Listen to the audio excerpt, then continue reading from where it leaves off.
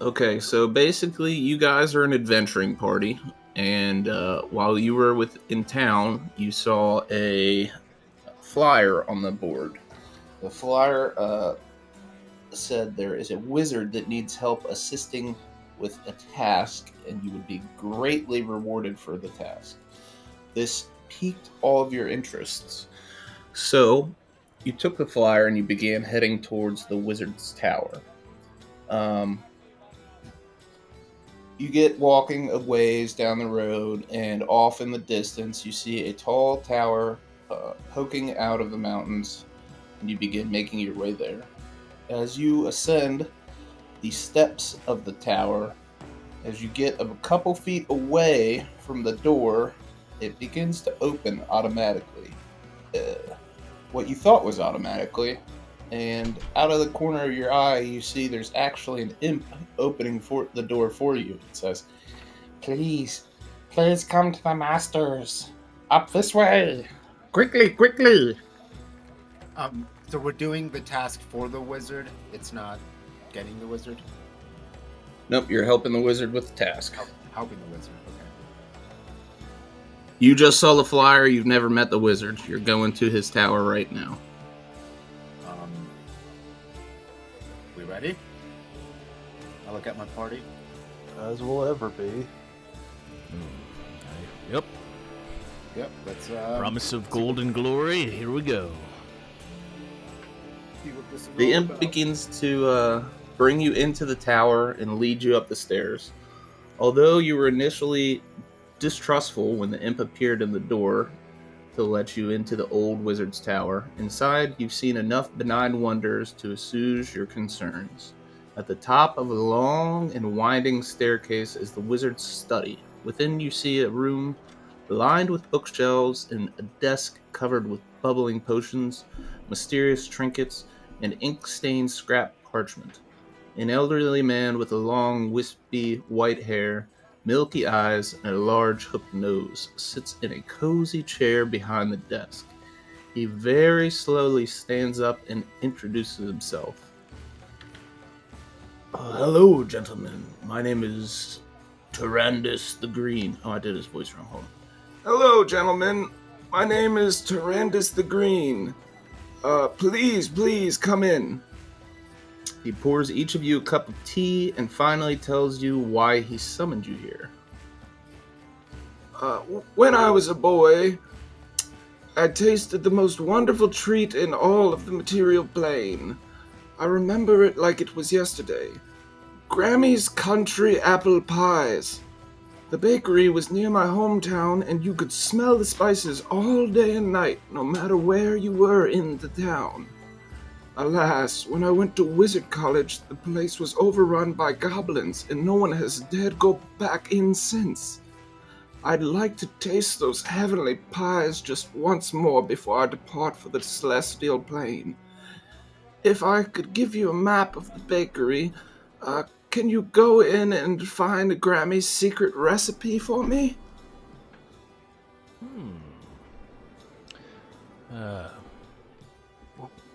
Whatever shall we gain in return for doing this, good wizard? Yes, as I am bound for the celestial plane, there's not much left in my possession, but I would be able to reward you with some gold. And in addition to that, you can keep anything you find in the bakery. I really have no use for things such as that. I just want to get the recipe. Wait, are we assuming the stuff in the bakery is going to be fresh? Well, no, but she was quite the pie baker in her time. So I would assume that when the place was overrun, any wealth and riches that she had accrued over the time are probably still there. You know, goblins, they don't like money. Are we familiar with this baker at all? Is she very famous? Because a rich baker seems. Where was this bakery too? If you look here on the map, it's right here. And he points to a spot on the map where he's drawn an X. Okay. But what was this bakery in a town somewhere? Where was this bakery again? He again points to the X, and please give me an investigation check as you look over this map.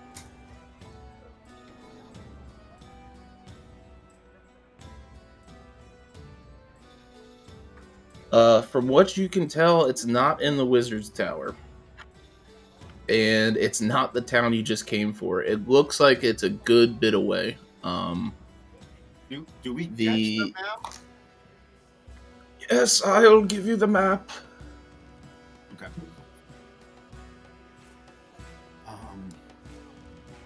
It is near where I grew up in Morose.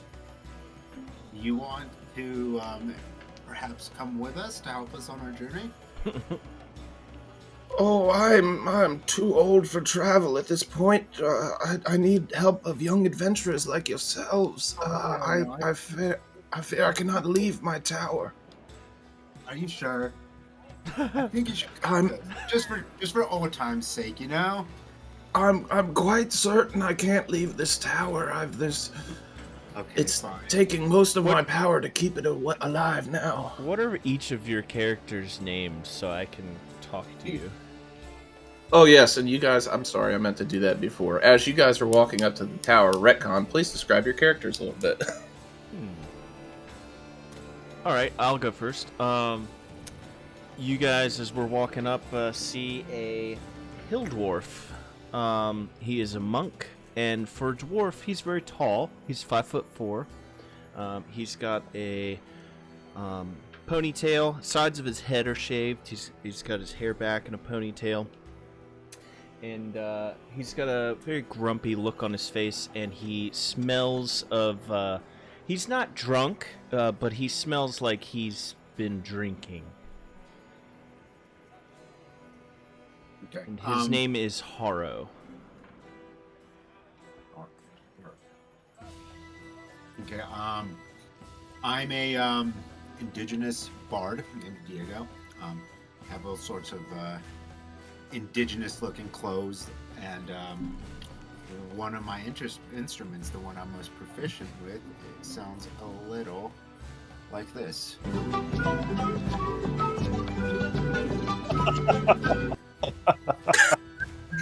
So you're the whole band. Yeah, and I well, you know, I'm gonna make it's actually a bird pipe. Thank you very much, but yeah, I'm just a easygoing, kind of whimsical bard.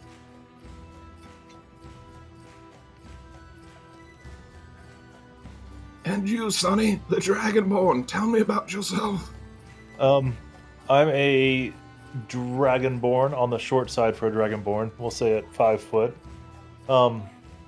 As broad as all the rest of the Dragonborn, though. Spattered with red and black scales. And always furtively looking about. And cloaked in dark black, kind of evil-looking robes. And what's his name? The shiny one. The shiny one. Well, gentlemen, do you think you'd be able to do this task for an old wizard like me? Well, we are a bit short on coin, gentlemen. Yeah, that's true, man. We got nothing else better to do. Worst case scenario, we get some recipes for some food. I mean, I'm just here for the free food. Mm-hmm. Well, I appreciate that very much, young gentlemen, and remember, there will be some coin for your pockets to be had from me as well. Would you like my imp to show you out of the tower? Sure thing. Just before we head out, though, the creatures that took over the town, do you know anything about them in particular? Ah, yes, goblins. Hmm. Particularly goblins. In great force, you know, sometimes goblins, they can be in the thousands, sometimes they can be in the tens. Are we talking hundreds or just a band of them? It's been many years. I haven't heard any recent reports, but her house wasn't that big. I can't imagine they'd have a whole horde of goblins. There's probably just a small band of them. That's good to know. Good to know. Thank you very much. Oh, and thank you, gentlemen, but do keep in mind that I could perish any day, so please make haste. Very well. Wait, if you perish, do we still get paid? If you perish and you come back, my tower will have disintegrated and you can have anything that's left in it. Wait. Oh, wait. So say we come back with this recipe. Can we have some of the pie? Ah, yes. Well, yes, I suppose that would be possible. I could make a pie for us to share. Yeah, I think if it's so good, we may as well taste this grand pie we're working so hard for. Oh, when you taste it, that will be the reward in and of itself. All right.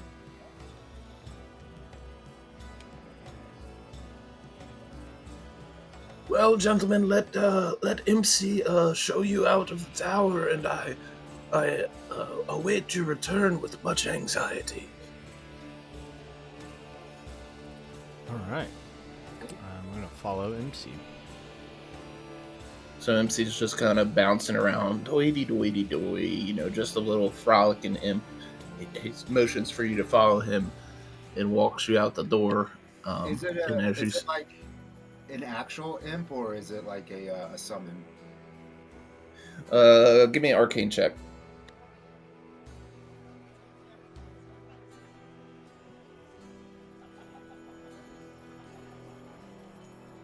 You gather that this is some sort of familiar summoned by the wizard. Okay.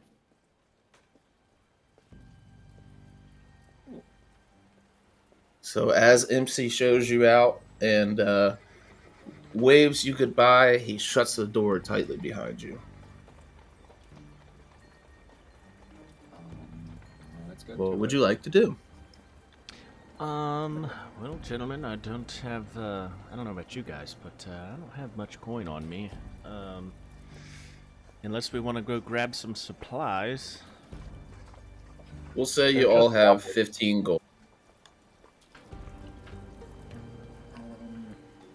And you do remember that you are not far from the town where you guys saw the flyer. So if you did want to go get a couple supplies before you hit the road, that is totally a possibility.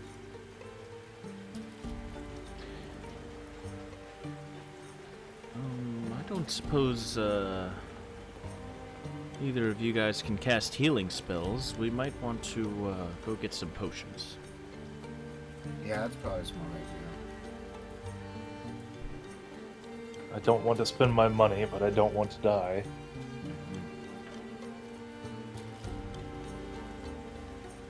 So are you guys heading back to the town to shop? Yeah. Yeah.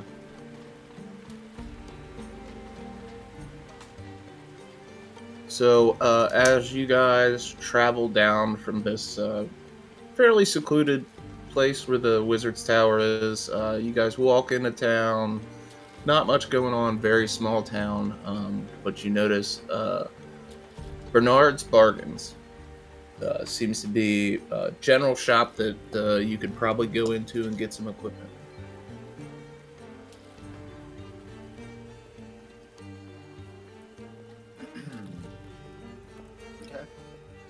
Okay. Geo. Okay.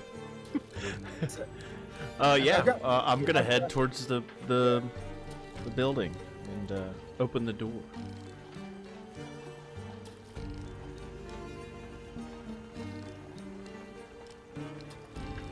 As you open the door, a stocky old man is just fiddling around in the back. You see a small shop with windows in the front and windows on the side.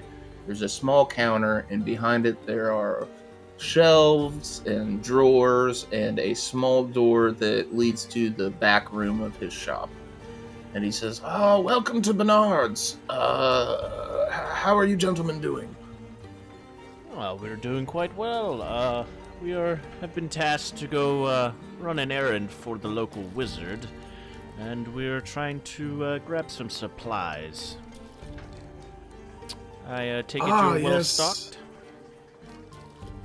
Well, decently stocked. I don't have anything, crazy, but I have just basic stuff that you may need. Oh, perfect. I don't think we have enough coin for anything crazy. How are your stores of potions looking? I do have, I have 2 potions of healing. They're going for 50 gold piece apiece. I thought as much. I don't think even if we pulled all our gold together, we could get much, gentlemen. Well, we should buy what we can. I don't think we can buy anything. Having 15 gold So apiece. if you Wait, we can't pull up our- anything from adventuring gear, you can get anything off of there.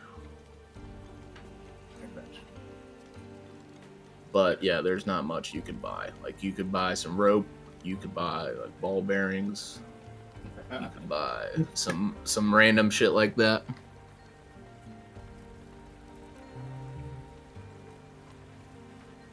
Oh, there it is. Well, I can't really eat ball bearings to heal. No, that you cannot. We do have rations, but I don't think your DM is going to hold you to that. And we are headed towards a bakery.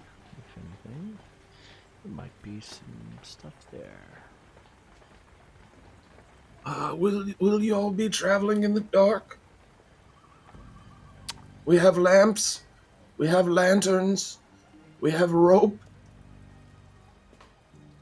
Well, I'm asking you this out of character. We do have basic adventuring equipment, right? We are adventurers, or do we? have Whatever it enough? gave you the options for, so yeah. Yeah. So we got a torch and oil already. And water. Honestly, unless you guys can think of anything, we have basically all the stuff we need.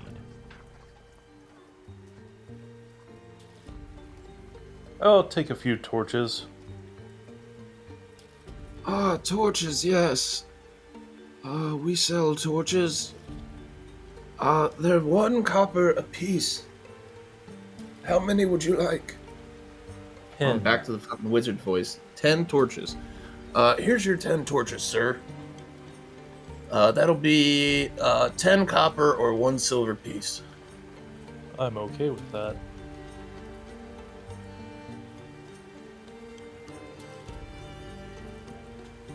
Do you hand him the coin? I do. He takes it and counts it out. Oh, thank you very much. Thank you for your business. Bernard, do you know if I don't see any wine or meat here on your list? Do you know if there's anyone in town we can go get some? Well, the inn is very small, but if you wanted alcohol, that would be the place to get it. Yeah, I think that's what I would want to do. Yeah, Harrow perks his eyebrows as soon as you mention that and says, yes, absolutely, that sounds like a great idea. Listen, yeah, Harrow, I think you get what I'm going at. We're about to walk into some unfriendly territories. We might want to get a little friendly. You know, just in case. Just in case, you never know. Just something to take the edge off. Yeah, you know, if anything bad happens, we can at least drink our sorrows away. That too.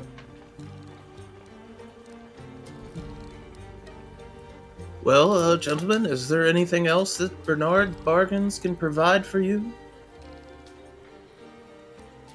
I don't think so. Thank you for your hospitality. Yes, and if you ever find yourself in need of anything, Think Bernard's Bargains. The inn is actually just two houses down, or 2 buildings down. So it shouldn't be too much of a trip for you. Alrighty. Harrow excitedly turns around and walks out, heads straight towards the... Bernard gives a little bow and bids you farewell. To the end. Yeah, so you guys go out onto the streets, and then you look 2 buildings down, and then you see the Wood Nymph Tavern. Go to the tavern. Oh, seems like the place. And Harrow again excitedly steps right up to enter the...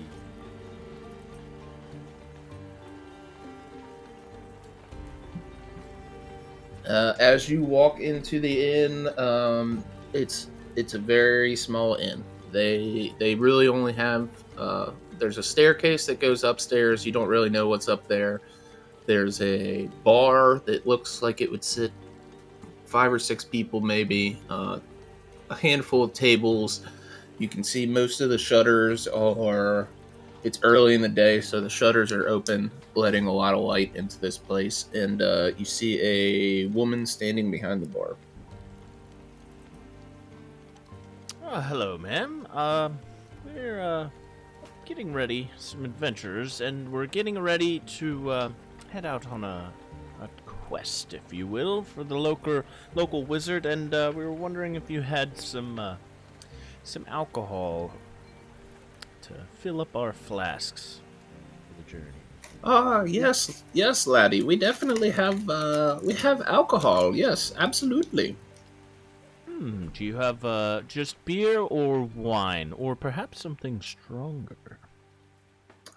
We have all 3 variations of what you seek, laddie. What is your taste for? Do you like the stronger stuff, or just the beer, or we make a really pleasant wine as well?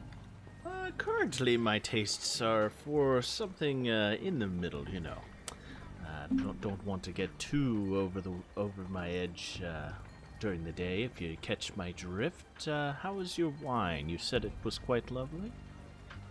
Ah, yes, red grapes and white grapes mixed together, and the brewery down the street makes it for us. It is quite pleasant. A lot of people enjoy it. How much is what are those going for? Yeah. For 1 bottle, 50 silver pieces. I'll take 4. Or actually, how many silver pieces are in a gold? 10? 10, yeah. It's up to you. It's 5 either 10 or 100. 5 silver pieces. We'll do increments of 10. It's 5 silver. Okay, perfect. And I reach in my coin purse, pull out 2 gold, and I slide them on the table. 4 for me. She goes and rummages under the counter and pulls up, lays them in front of you. 1, 2, 3, 4 bottles of their wine. Awesome. And I begin to stow them in my backpack. Figure out how many I can carry. How much is one weigh? We'll say a bottle of wine weighs a pound. Okay. I want 8 of them, please. 8? Oh, you guys must be going on a long journey. That will be 4 gold. Traveling with a band of alcoholics. Just so you know, I make fire. I don't want to ignite you. Ah, yes, that's why we're sticking to the wine. She gladly takes your 4 gold pieces, and then she gives you 8 bottles of wine set on the counter. Oh, and Is there anything else? yeah, perhaps you could take this water skin and fill it up with one of your stronger alcohols. She looks at the water skin and sizes it up. Let's say it's about a liter. Yes, the whiskey here is Very strong indeed. I could fill this flask up for you. It will cost about 3 gold pieces. Deal. She takes the additional 3 gold pieces, and you see her go up to a small cask at the back of the bar. She opens the tap, fills up your water flagon, and returns it to you. Ah, yes, yes. Smells like it's quite the wine. Oh no, this is not wine. This is strong whiskey, my friend. Do not drink it as if it were wine, or you'll find yourself face down in a puddle, likely. I can get the notes of it being aged in barrels. Yeah, it's there. Yes, it's quite pleasant. Harrow's just standing at this happening, not bewildered, but thinking that he was a drinker himself, just being impressed. Now, please don't drink this all in one sitting, boys. You'll find yourself in a whole manner of distress. Is there anything else you need assistance with?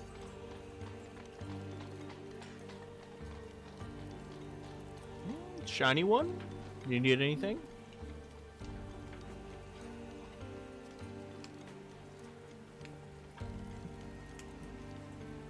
Miles. No, none for me, thanks. Well, if that's it, you gentlemen have a very good day, and hopefully you can get the task done for the wizard. He's a staple of this community, but he is getting quite old.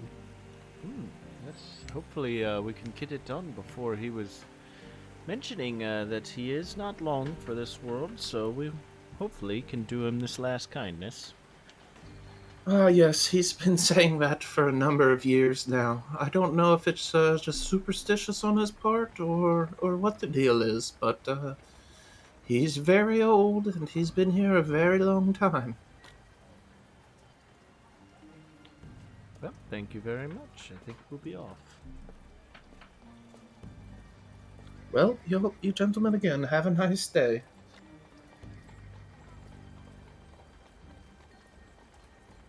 Geo, what's your character's name again? I totally forgot. Diego. Diego. Horo's gonna pat Diego on the back. That's an impressive haul you got there, Diego. Yeah, again, like, I don't know if you've had any experience with these goblin types. They're, you can't really reason with them, so you gotta play into their vices, I would say. Ah, that makes so much more sense. Yeah.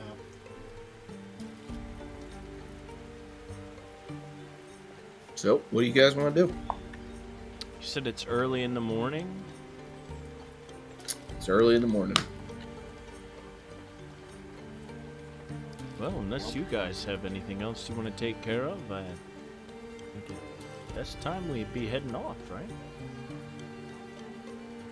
Let's do it. So, can I get an investigation check from the three of you?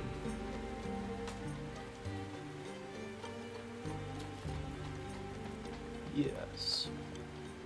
Oh, off to a good start. Let's go.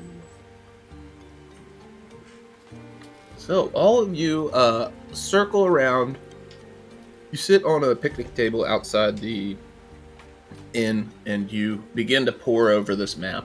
And in not much time at all, you can determine the direction you need to go, the path you need to follow, and you also see that the location marked on the map is probably about 2 days away from you.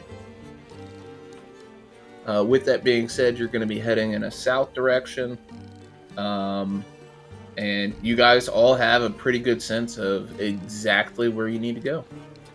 Is there anything on the way to our destination, like any towns, anything like that?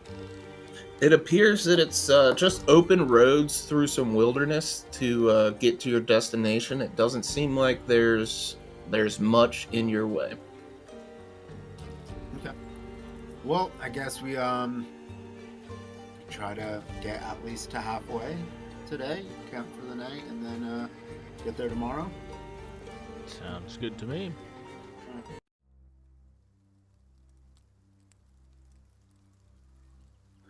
So, I mean, go ahead. yes.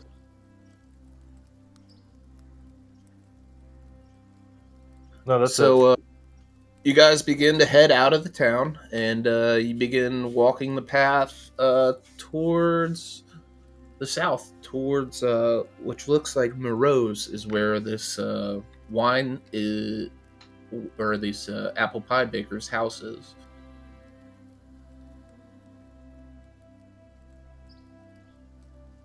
What's the weather like on the road, and what climate are we in?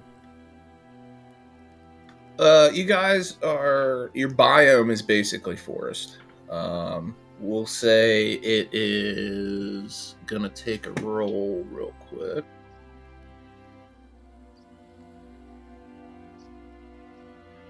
Your weather's pretty good. It's nice. It's about 75 degrees outside, and yeah, you're just kind of strolling through the sunny forests. The path is well walked. It's a dirt path. It gives about 10-foot berth until you get to the forest on the side, and right now it's just lightly forested, nothing too crazy. Since we're from the area, do we know if there's like any known threats out in these woods or in the area, like any bandits or wildlife or anything like that we should be watching out for? There is definitely wildlife in this area. You've seen bears and other things of the nature. It's definitely not without reason to think you may encounter some wildlife, but you guys are a strong adventuring party. You can probably just scare them away if you wanted to. Nothing that's going to get in y'all's way. Just traditional forest creatures. I can remember that. Somewhat traditional, yeah. You guys are still young adventurers, so you haven't seen, everything that's out there, and you guys have traveled a bit away from home before, but anything can happen. Let's see. We'll play with this. Harrow, seeing that the weather's nice and everything's going smoothly so far, and with his companions that he's been with for not too long, but trusting them at least, says, well, now is as good a time as any, and reaches into his pack and uncorks one of the bottles and just takes a sip out of it, corks it back up, and holds it in his hand as he's walking. Again, is this Yeah. early in the morning? We'll say you guys are about 10 o'clock in the morning right now. Harrow, I mean, I'm all for having a good time, but it's like 10 in the morning, bud. Oh, well, yeah. I don't know if I ever explained to you that it's almost my religion to stay at least a little bit inebriated. It allows one to absorb and really feels one's senses. All in moderation, of course. Don't worry, I won't get completely pissed drunk. Okay. I have no reason to distrust you as of right now. But is it actually your religion, or are you just saying that? Well, in a way, it is. At least what would you call a group of monks? Monastery? Yeah, the monastery. A gaggle of monks. The gaggle of monkery. monks. The covenant. Yeah, the monastery of which I hail from actually takes alcohol quite seriously, and in many ways actually does think of it as a religion. Oh, Wait, so is it a sin to drink bad alcohol? Not necessarily, but you do want to avoid such things. I think I get where you're coming from. Is there any specific alcohols that your monastery just likes a lot, or perhaps even makes? Ah, yes, we make the most delicious honey mead. Oh yeah, I love me a good mead. That's for sure. Hmm. Yeah, I've heard tales of monasteries actually just financing their entire church on alcohol sales. If it works, it works. Yeah, we definitely take part in the community, and keeps us all together and wholesome. Definitely use it as a way to give back to the community. I will say that as you pop the cork of this wine and take a sip, it is a very unique yet refreshing wine because of the mix in white and red grapes. It's not something you've had the likes of before.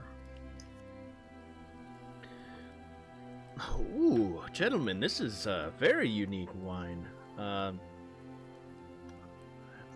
Never quite tasted anything like it. You should try some. And I offer the bottle over to Diego. You know what? Screw it. Whatever, and I'm gonna take a swig of the wine. Attaboy. Yeah. This is You also it's notice the unique taste. yeah, it's interesting. It's rich like a darker wine, but it's refreshing like a light wine. Yes, Like the it's both deep and light. Yeah. I hand the bottle to the shiny one. Well, when in Baldur's Gate, as they say.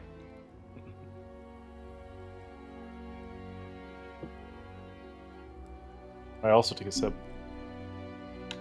Same thing. It's just a very unique flavor. It's kind of hard to pin down, but it's enjoyable for the most part if you like wine. Wait, hold on. Actually, Sal, what's your character's name? Diego. What? Diego. Diego, you were you bought twice the amount of bottles that our man here, who is religiously obligated to drink, bought, and yet you're complaining about him drinking in the morning. Oh well, he explained. He mentioned that the what are they? The orcs or Yeah. goblins. Goblins. Yeah. He's going to use them as bartering tokens with the goblins, which actually is a pretty good idea. Yeah, It appears I missed that part. yeah. You know, like with goblins, it's either fight or get drunk and eat. And I like the latter of those two. I would agree with that. That's a good idea. Yeah. So as you guys continue on this path, an hour goes by, 2 hours, 4 hours. You quickly find the sun setting on you. And as you do, can I get perception checks from... What's our marching order right now? Slow and steady. Let's be side by side on the road. So who's in the middle? I'm gonna say Harrow's gonna take position in the back, just taking in the environment as is his way. So I'll be in the back. So you're I'll back be in the middle. Middle, I guess. So if you're walking side by side, that's fine. Just let me know who's in the middle. I'll be in the middle, I guess. Diego, Harrow, perception checks. I'm using lucky. I am using lucky on that for sure. Yeah, Make sure you mark it off on your sheet. that's what I'm doing.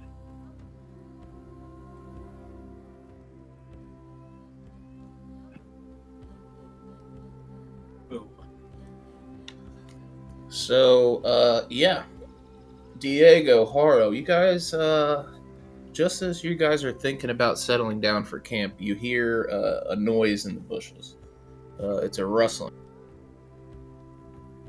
Whoa! Did you guys hear that? I did. Sounds like it might be a critter of some sort, or not Yeah. quite sure, but I heard something. Can we tell how far out it was? Was it like right next to us, or was it like a couple dozen yards down, or feet down? It's not far. It might be 30 yards away from you, let's say. Could be just a regular forest critter. Well, if it is, we could probably scare it off, or we could just. My concern is that if we can hear it and it's 30 yards away, it's either heard us or it hasn't, right? It probably has. Yeah. Just want to go see what's up with that. Just for ease of mind.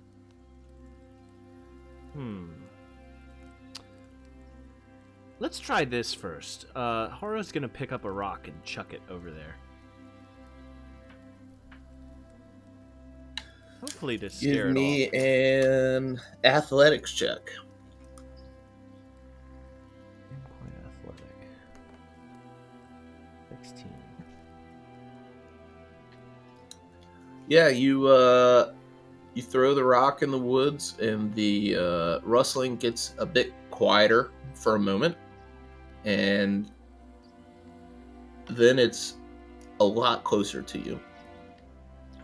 Whatever it is, I don't think it's skittish. Can we make out how long? Can we make out any shadows, or is it like a big creature? Is it a small creature? You can't see anything at this moment. It's coming straight at us. I'm gonna prepare myself, I guess. Yeah, Harrow's gonna cork his wine bottle, put it in his pouch, and have his hand on his hip. Well, we got two options here, guys. We wait for it to come to us, or we go to it. Well, it seems to be coming to us regardless, so why not wait? Yeah. Righty. So you guys are kind of just standing there readying yourself? We're going. Harrow's going to look around for a clearing that doesn't have any like shrubbery or anything, so we can have freedom of movement. Yeah, you're on about a 10-foot wide path. Let me get a perception check. Nat 20. Nat 20. Up ahead of you is just road, and behind you is just road. You see that up ahead of you, the road may widen to be 15 feet instead of 10. All right, guys. I think it's gonna get a little bit wider up there. You want to boogie on up there? Give ourselves How some more far? space. Why not? And we'll also see if this thing really intends to follow us if we move forward and it continues to come up. Yeah, so you guys walk 100 foot up the path, and you just hear this sound kind of pacing you in the woods off to your left. Okay. I'm gonna speak out as we get to this clearing. Is there anybody there? Hello? Okay. I'm going to cast Speak with Animals on myself, and then say the same words in animal speak. Is there anybody there? No response. You do hear whatever it is getting closer, and now you can see the shadow of what appears to be some sort of humanoid bipedal creature, and that's about all you can tell. Gentlemen, whatever this is, isn't a forest creature, or perhaps human. Are we still? We're still quite far from our destination, right? You're over a day away from your destination. Okay. Well, I wouldn't suspect. That You guys a are goblin close to would be- looking for somewhere to camp tonight. Yeah, I wouldn't expect a goblin to be out here. If it's bipedal, it might be a person. Not sure. I'm just gonna continue to stand ready, though. Whatever it is, it's acting all weird. You walk on my road. And who are you? I am Mog. You walk on Mog's road. I whisper over to Diego. Ooh, sounds like maybe a troll of some sorts. As he continues stepping forwards, you can now see what is clearly a bugbear, about 7 foot tall and wielding a great club, it appears. Oh, well, I do apologize, sir. We're just passing through. We mean no ill. You walk on Mog's road, you no pay Mog's toll. Oh, I thought this was Bill's road. What? We just Who's passed. Bill? We just passed a bill. Looked just like you. Said it was his road. What? No, this not Bill's road, this Mog road. Oh well, you better take that up with Bill. He's. We just passed him. I thought you were Bill. You're Mog? What? Who's Bill? It's his road. I'm He Mog. owns the road. He's the No, road. this Mog's road. Mog's road. And you see him But he start to says get he very owns the angry. road. that's right. That's right. Bill did want us to tell you, Mog, you need to go talk to him. Because he says it's his road. You're saying it's your road. He wants to. I don't know. You guys sound like you have to talk it out. All right, Diego. You know what? No, the shiny one. Give me a deception check with advantage. Good thing I had advantage. Okay. Oh yeah. Stupid Bill, this Mog's road. And you just see him. Which way he go? That way, and I He's point the not- way we came from.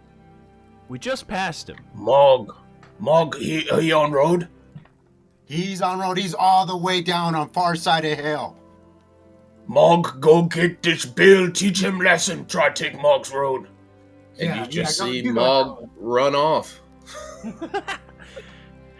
As Mog runs off, all right, guys. On the way back, we're gonna have to come up with another story to get him going. Yeah, you're right. Yeah, we'll think of one. Okay, you guys continue on down the road, and the sun is getting ready to set. You don't have much daylight left.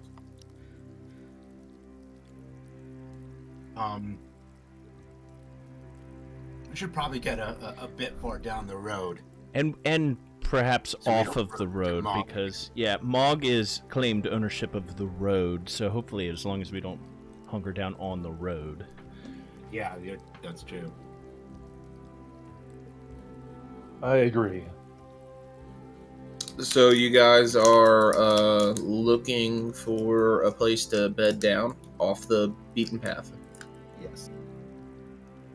Whoever wants to give me an investigation check for looking for a place to lay. One of you go ahead.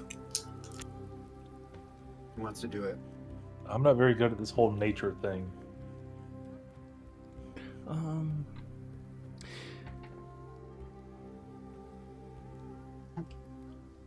Yeah, Harrow pulls out his bottle of wine. I'm not the best at this either.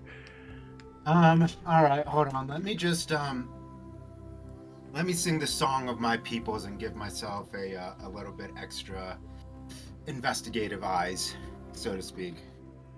Allow us to hear the song of your peoples that will need to be recited in the exact same manner every time you use it. Okay?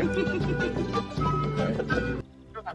You said you were singing the song of your people. I didn't hear any singing. I meant playing on my Okay. We've got to get this. This is canon. This. Okay. Yeah. So give me an investigation. And hold on. I'm gonna use it anyway, which is a D6. Yeah.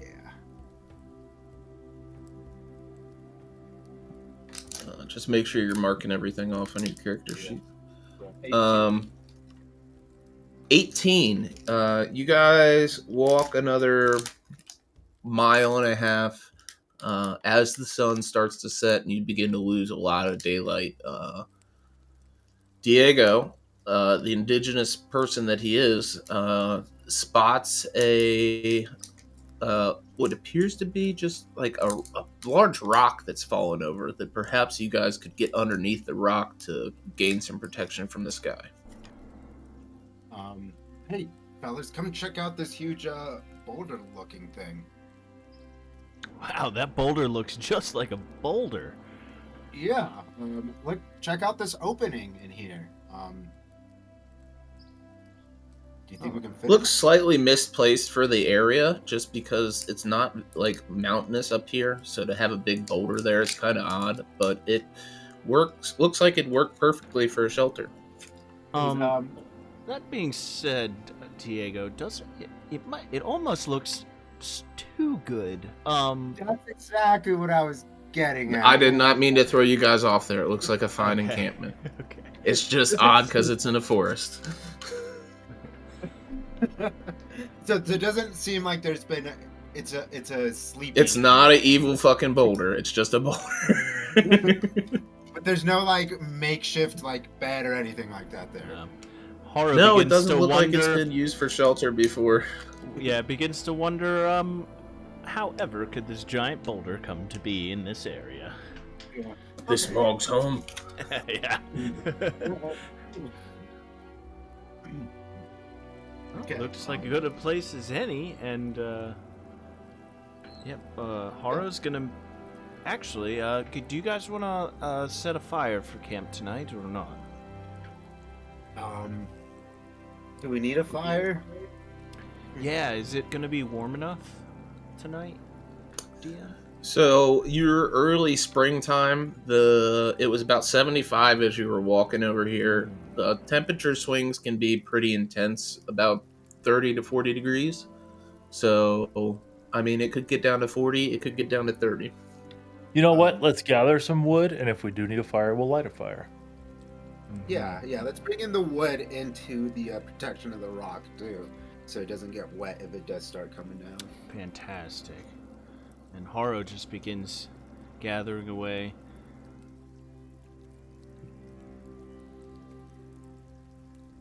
Yeah, you guys collect a good amount of firewood without issue.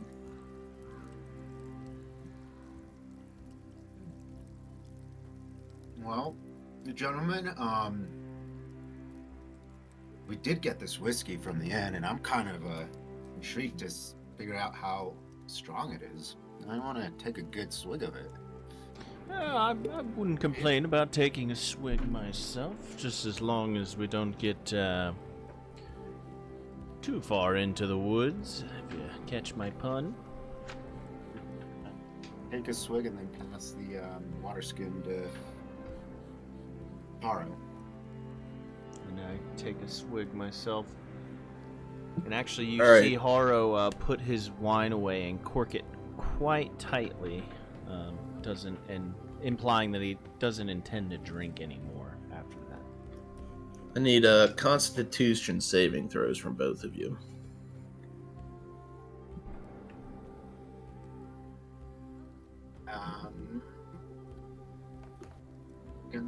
Oh, I also have advantage against poison, just FYI. If Please, that's what we're luck. rolling for. He's lucky on that one. All right, go ahead, use your lucky. Boom.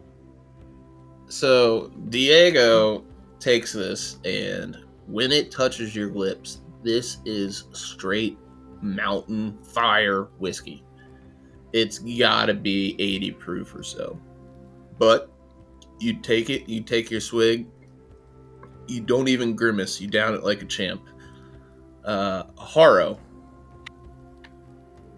you didn't do so well, bud. You've been drinking wine all day, and maybe that's the reason the whiskey catches you off guard. But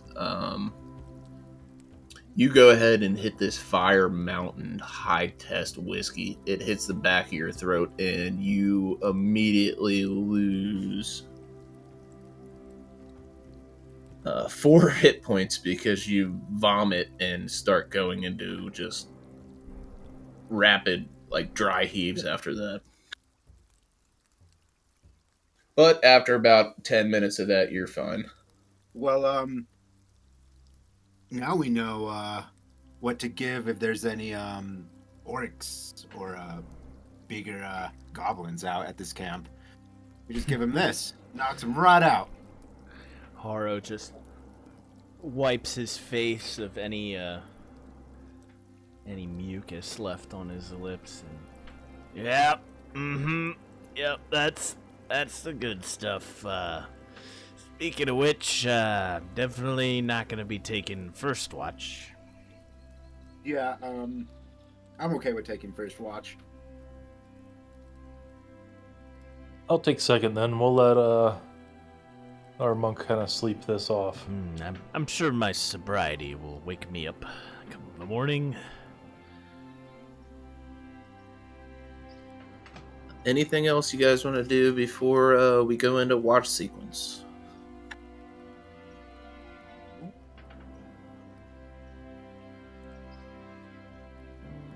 think so. Just Harrow's kind of just tired and a bit drunk, so he's not doing anything.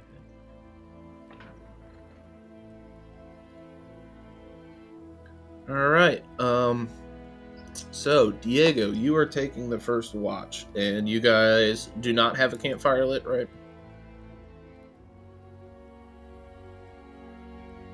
No, not right now. Yeah, no, sorry. So as the sun goes down, let me see.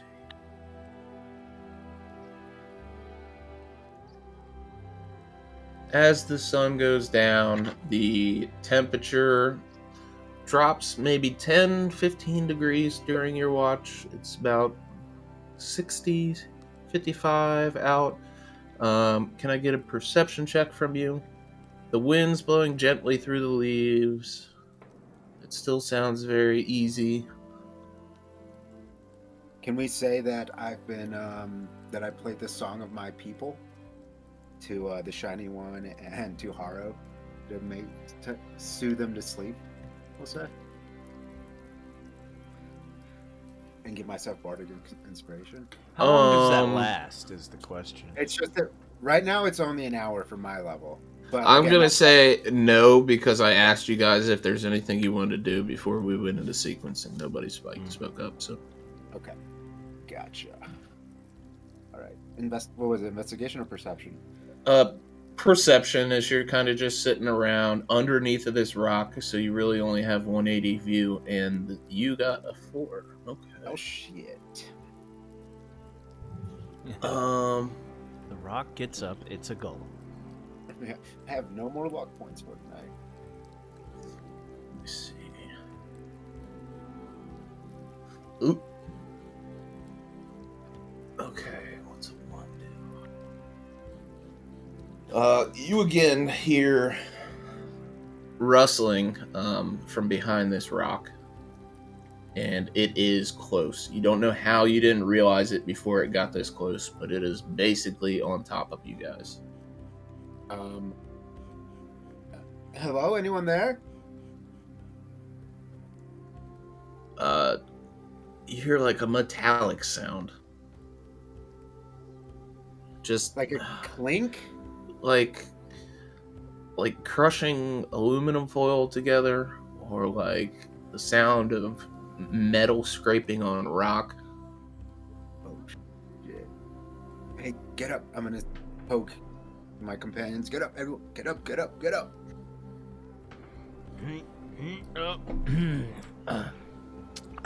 What is it, Diego?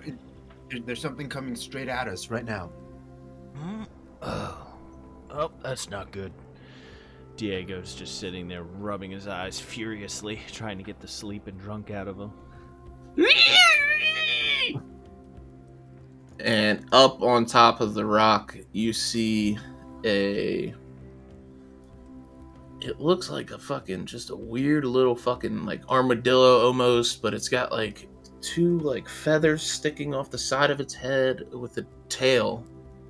And what you see in front of you is a rust monster. And I need everybody to roll initiative. Oh, rust monster. Dang. Dang. This is a new one.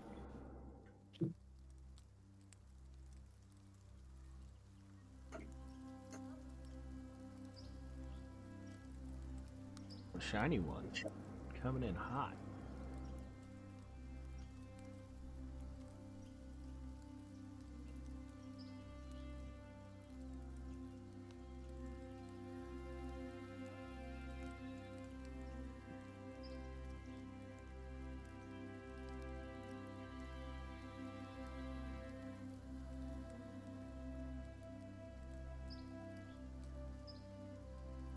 Okay, let me try to do this real quick.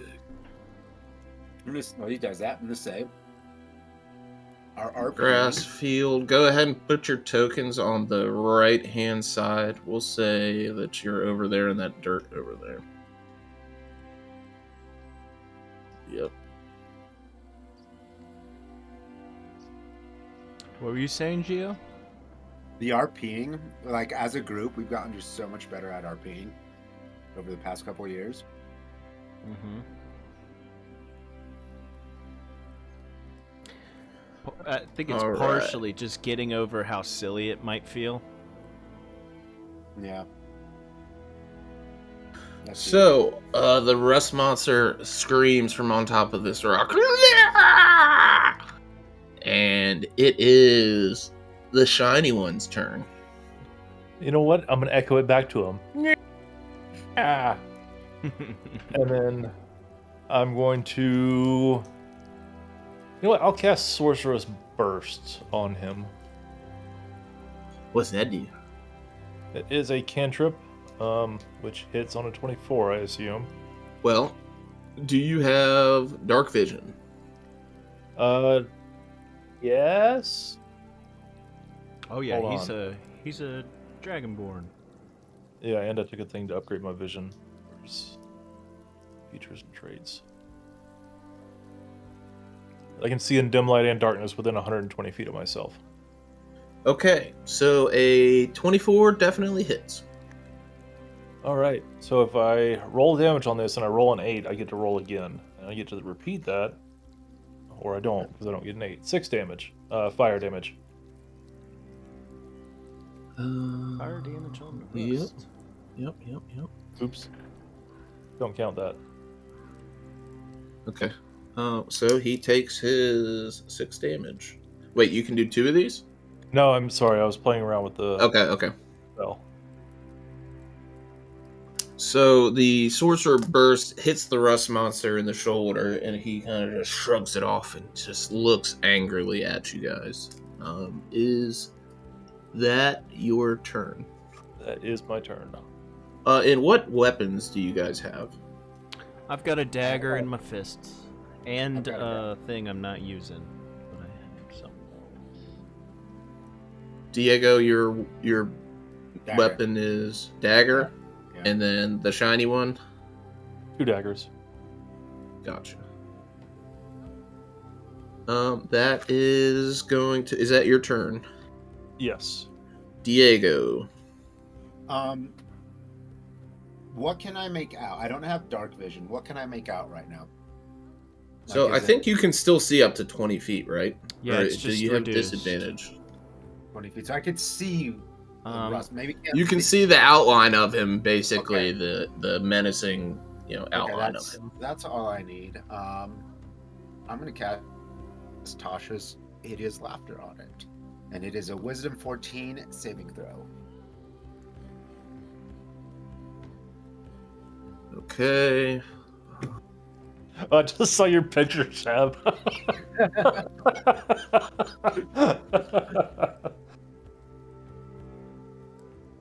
Wisdom 14. Okay, he is laughing hideously. How long can I hold on? It's only a minute. That sucks. I'm gonna look at my both of my companions. I'm gonna play the song of my people as a bonus action, and we'll You're done say with one? I'm gonna give myself bardic inspiration, and then I'm just gonna walk up close to it, and that's my turn. Okay, it is the rust monster's turn. Does he get a save against this? I don't think he does. Hold on. I looked up the seeing in the dark thing. It's one of those things where you can invent how you want it to work. As written, technically, in darkness, if you don't have dark vision, you can't see anything. At the end of each of its turns, or if it takes damage, it can make a wisdom save. Yep. So, and it's a DC what? 13? 14. Wait, He makes a save. He is no longer laughing. He looks very angry that he wasted his turn, and it is now Harrow's turn. I'm assuming I can see this thing's outline as well. Yep, if it's rolled a hit in the dark, you're disadvantaged, but if it's saving, you're good. Alright, I'm going to run up, swing with my dagger. In a fluid motion, I'm going to try to shank him, and then palm strike him with my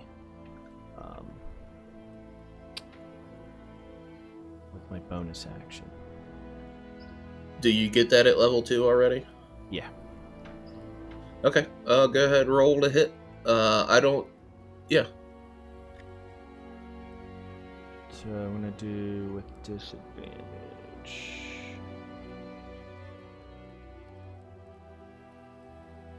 There it is. Okay. Disadvantage. So that's a miss on the first one, and then my unarmed strike. Does not get a bonus, right? Or does it get a bonus because you're a monk? Does not get a bonus. So you go to stab at this thing and miss, and go to swat at this thing, and I mean, you touch it, you can feel it, but you just don't inflict any damage. Okay. I'm gonna use my remaining movement to try to get on the other side. And that's my turn. The shiny one.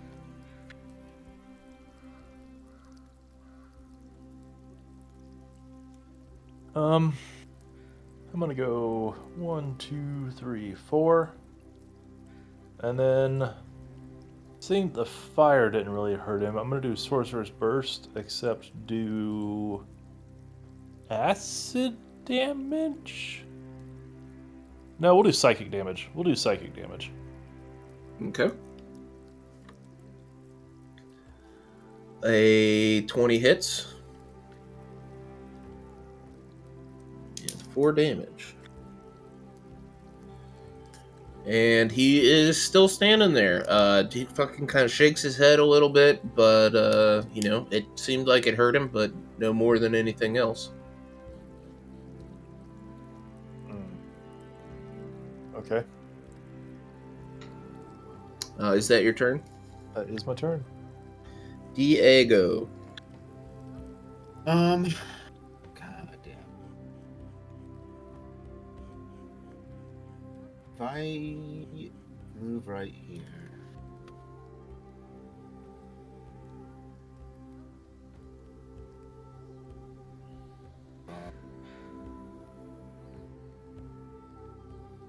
Why won't this thing let me draw?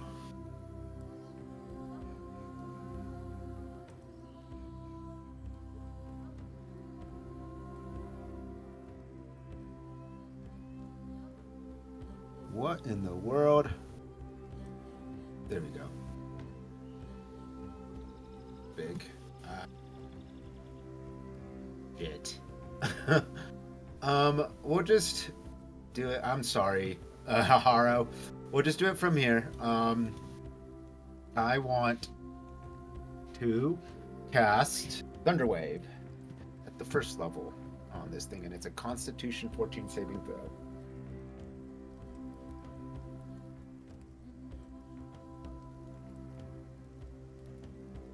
And he makes it. damn. Failed to save, it still takes 2d8.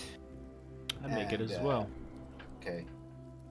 So we'll go. This one will go for the thing. So half of that for the rustler, and then for Harrow, half of that.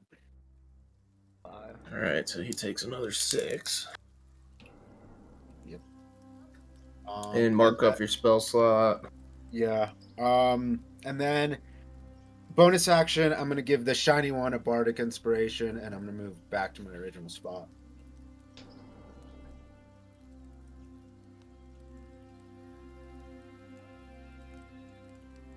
All right, and that's your turn.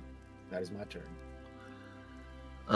Harrow, Diego, since you are within 5 feet of this monster, both of your weapons begin to rust, and they get a -1 penalty to them. Is that for This attacks round. or for damage? Permanently. This is to hit Okay. and damage, I think. Miles, it permanently and cumulatively -1 penalty to the AC it offers. Oh no, that's armor.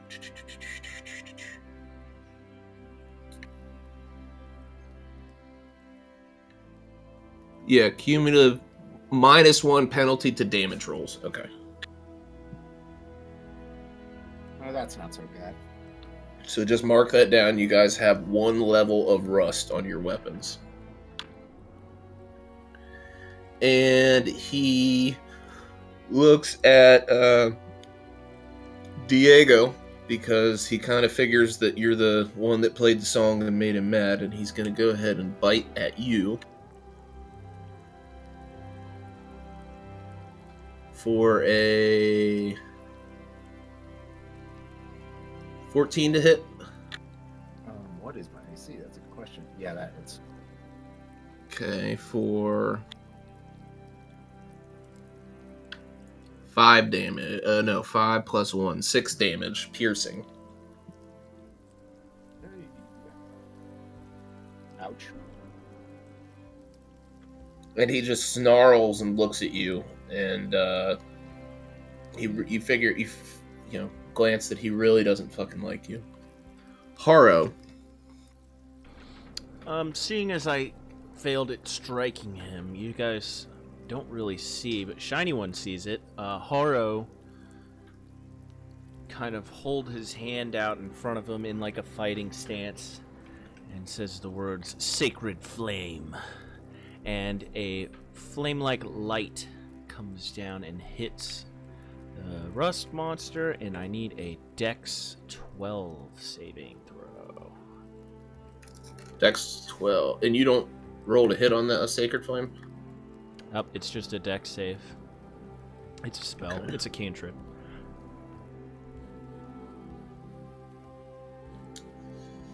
And he gets a 7 total, so he fails. Alright, so he takes 1d8 radiant damage.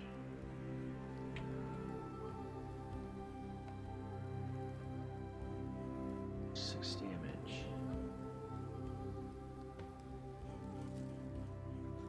You guys, over a short amount of time, have put a lot of blows into this rust monster, but he is still standing, looking a little worse for wear. We go to the shiny one.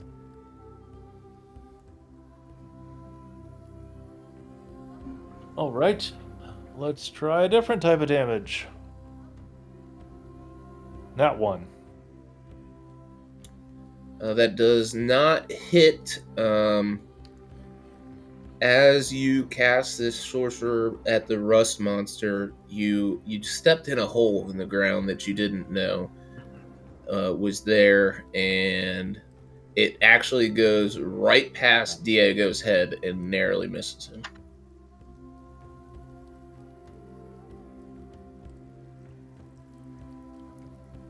Is that your turn? As I miss, I'm gonna shout. Maybe try changing the song. It's the only one I know. It's my people's song. And that'll be my turn. Okay, we get back to Diego. I am going, if he wants to, take an attack of opportunity and just back away. If he He wants definitely to. will take an attack of opportunity He totally wants to, dude. for a 17 to hit. That hits. For roll thing.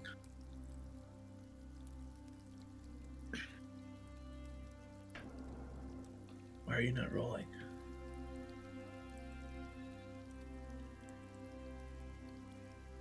God damn it.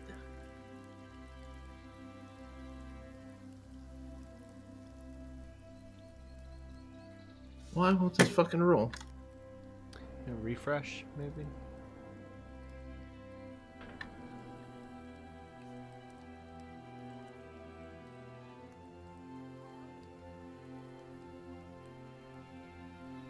Okay, so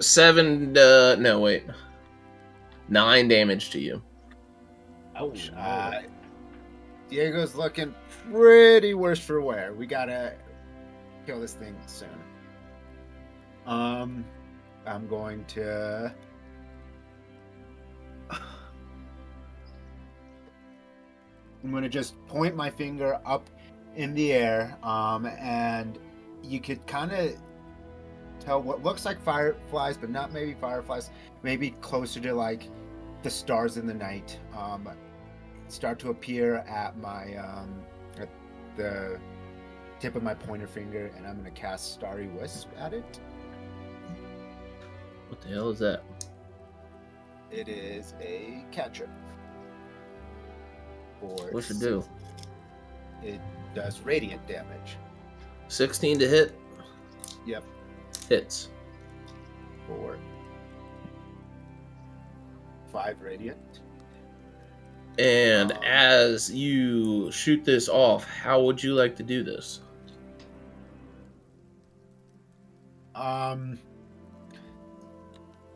Yeah, the cluster of stars goes from my pointer finger, and it shoots straight through this monster's exoskeleton, I guess, and just punctures a bunch of tiny holes, and it bleeds out its innards, and it just falls to the ground. And as the rust monster falls to the ground defeated, the woods come to a silent, starry night once again. Oh man, The hell did that thing I come don't feel from? so. I don't know. We best be careful out here. I've never seen one of those before. Yeah, that -1 damage on your weapons is permanent, by the way. Okay. Okay. Was it on everything that we're wearing, or just what we got equipped, or everything we Metal weapons that were showing within 5 foot of the monster. Okay, sweet. So all my stored shit. Yep. You guys see Harrow put one of his daggers away and pulls out a fresh dagger. There you go. Circumvent that. Yeah. And we'll say you guys go through the... What do you guys want to do after you just fought this thing? How long has passed? We'll say you guys laid down about 9 when the sun was going down, and we'll say it's close to midnight now.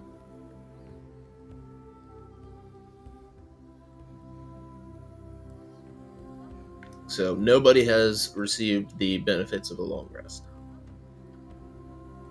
Okay. When did we bed down? 9 o'clock. 9 o'clock. All right, so it's like at the end of my shift. Yep. Yeah.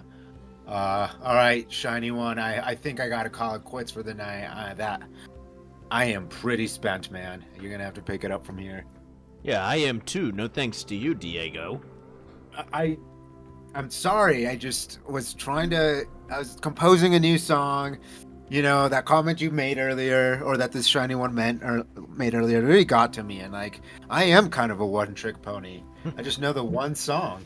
So I gotta come up with some inspiration. I was just kidding. Yeah. Well, I was a little distracted. That's my bad, guys.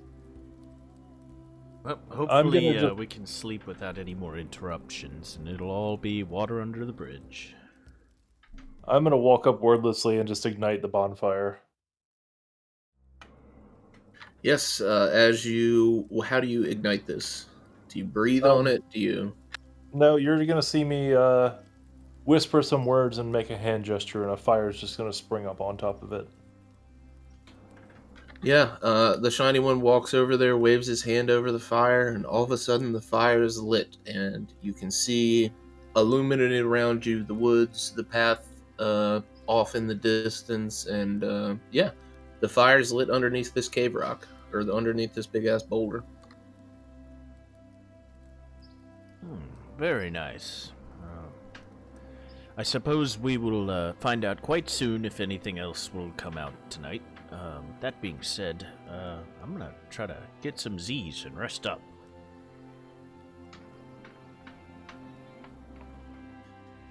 Yeah, as you two lay down and the shiny one keeps watch, is there anything you want to do, the shiny one?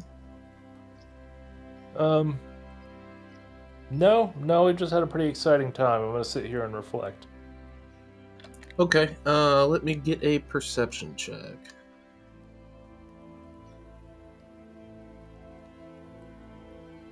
I don't see shit. You don't see shit, you don't hear shit, though as you're sitting, it seems that these spring temperatures are beginning to drop and drop and drop, and you're down to about 40 degrees, let's say, at 3 o'clock in the morning. But other than that, nothing really notable. The wind has picked up a bit and the temperature's dropped, and you kind of see through the starlit sky a couple clouds begin to gather above you.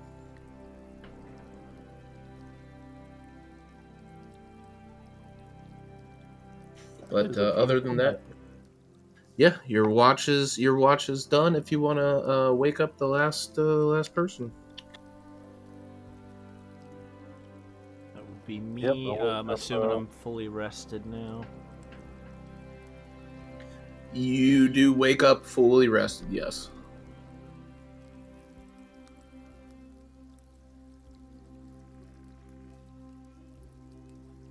And the shiny one is laying down, saying anything to Harrow? No, it's been quiet. It's your watch. Alrighty. Hopefully things will continue to be nice and calm. And I'm actually going to just stand up and walk about 5 feet away from the camp and begin my watch leaning up against a tree. All right, let me get a perception check.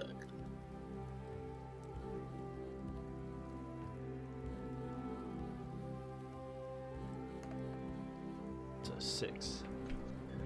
Perhaps it was the booze from the night before. Perhaps it was the encounter with the rust monster. But you don't really notice anything. Mine's still in a fog. What you do see is as you look up into the skies, the couple clouds that were gathering seem to float away. So it looks like at least you won't have to deal with rain for the moment.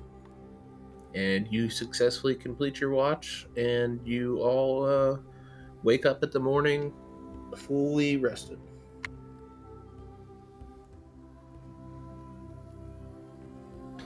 Oh, morning, gentlemen. Diego, you feeling better? Oh man, yeah. Woo, I really needed that rest. Yeah, me too. I'm feeling a lot better. So yeah, as the sun peeks up over the trees, the weather looks great. It looks like if you wanted to, you could keep making your way towards Morose. Before we do that, I want to inspect the corpse of this little rust monster in the daylight now that I can see it. Yeah, it's a rust monster. It looks it's a monstrosity. It's Like I said, it kind of looks like an armadillo with like two bug antennas, like a mix between an armadillo and a bug, with a long tail, with and it's just rust color. And to look at actually where it's been laying for the night, since you guys haven't messed with it a lot, the body of it has actually begun to sink into the ground a little bit, almost like the exterior of it is corrosive, and it's got something on its skin that just eats away at stuff. I'm gonna rack my brain. Have I ever seen one of these before? History check. And more importantly, is it, I don't even know what it is I rolled. Another 6. You know jack shit about a rust monster. Have I ever seen one in this area? That's what I really was Nope. getting at. Okay. Well, that's most unusual, gentlemen. I've never seen one of those in this area before. Hope it's not bad tidings. Never even heard of one of those in this area before. He doesn't like my people's music. It's kind of weird. Yeah, I have been working on it. Yeah, I kind of have been working on a new song. Can you guys tell me what you think? Yeah, sure. Yeah.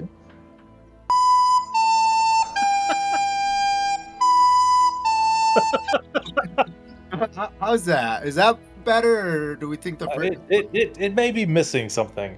Yeah, quite sharp also for the morning time. Diego, it seems that you Yeah. woke a squirrel in the nest above you, and while making your sounds, he dislodges a branch from up there. It hits you on your head, and you take 1 damage. Okay. Well, I think you shouldn't listen to us. You may want to listen to nature. Yeah. Oh God, I gotta keep at this, man. You'll get something, sure enough. Just keep practicing.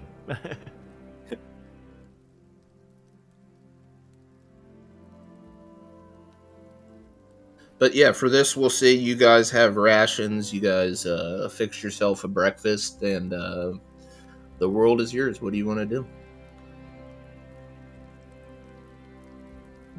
Continue on our journey, perhaps like not directly on the road, maybe beside We'll keep an eye out for Mog. the road. Yeah, think we've passed him he's for now, probably but- not. Yeah. Yeah, you guys met Mog in the middle of the day, and you kept traveling for a number of hours, so you feel pretty confident that you're away from at least Mog's section of the road. You know, Diego, I'm actually quite excited for our return. How funny would it be if Mog found a bill? Regardless of our deception, Oh my that he God. found something named it Hold on. Bill. Let me roll a D100.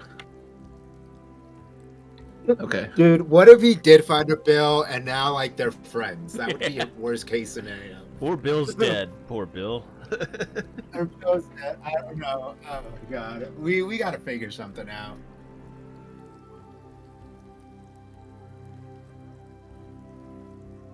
Yeah, so you guys want to continue on? Yeah. Yeah. Yeah. So yeah, you guys continue walking down the road. Let's just say, a couple hours in, dark clouds begin to gather above you, and it looks like it could rain at some point.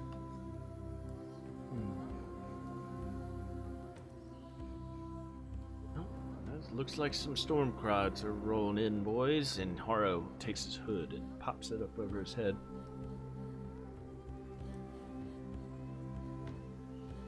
Do you want to keep trucking on through this?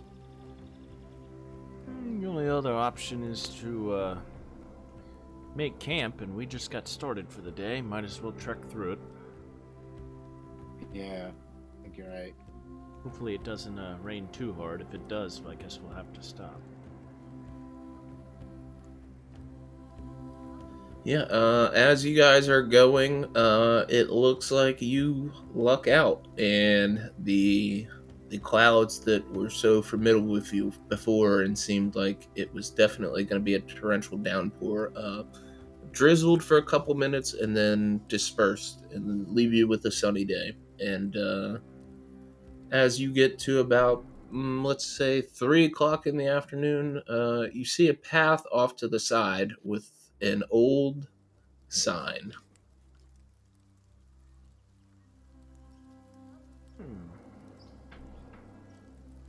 Hey, look, a sign.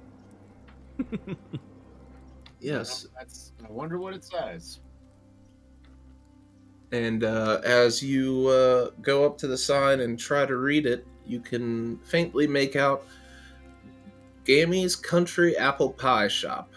And it has an arrow pointing down to the side path. And as you reference your map, you realize that you are pretty close to the proper spot.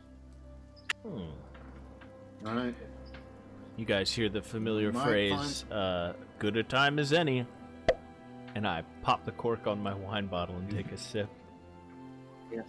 Yeah. You I think you do have a point there. I'm gonna reach into my backpack and grab a couple bottles of wine, but I'm not gonna cork them. I'm just gonna keep them at my hands. So you're just carrying how many bottles of wine in your hands? One in each hand. Gotcha.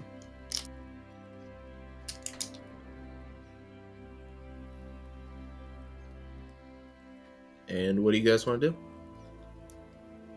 I'd say we follow the sign. I want to check for signs of goblins, now that we know we're close. Yeah, so you're on a heavily traveled main road.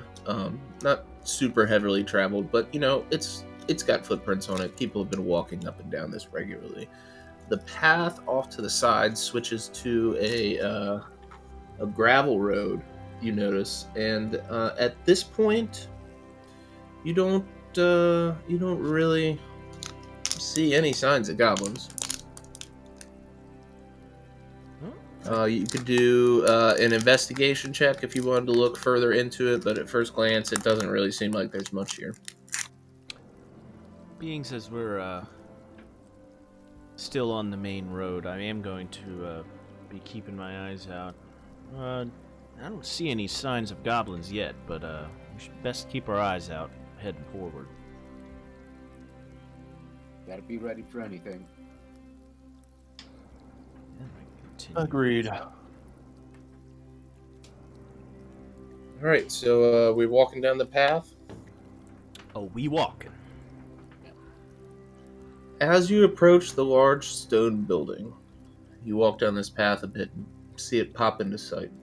The road turns into gravel path surrounded by overgrown lawn, leading towards a large set of wooden doors. The fragrance of ripening apple is thick in the air from the old apple orchard in the back. There is one massive apple tree near the path to the front door. As the wind whistles through the long grasses, you notice the bark of the tree almost looks like an ancient, wizened face.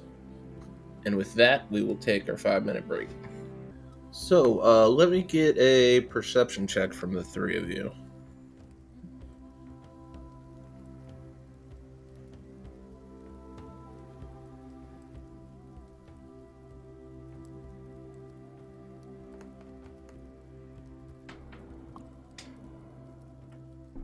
All right. Harrow, to save the day. Harrow, you recognize that this massive tree in front of the house is a treant. And Is it hostile? no, Just but he chilling? says, "What are you doing here, old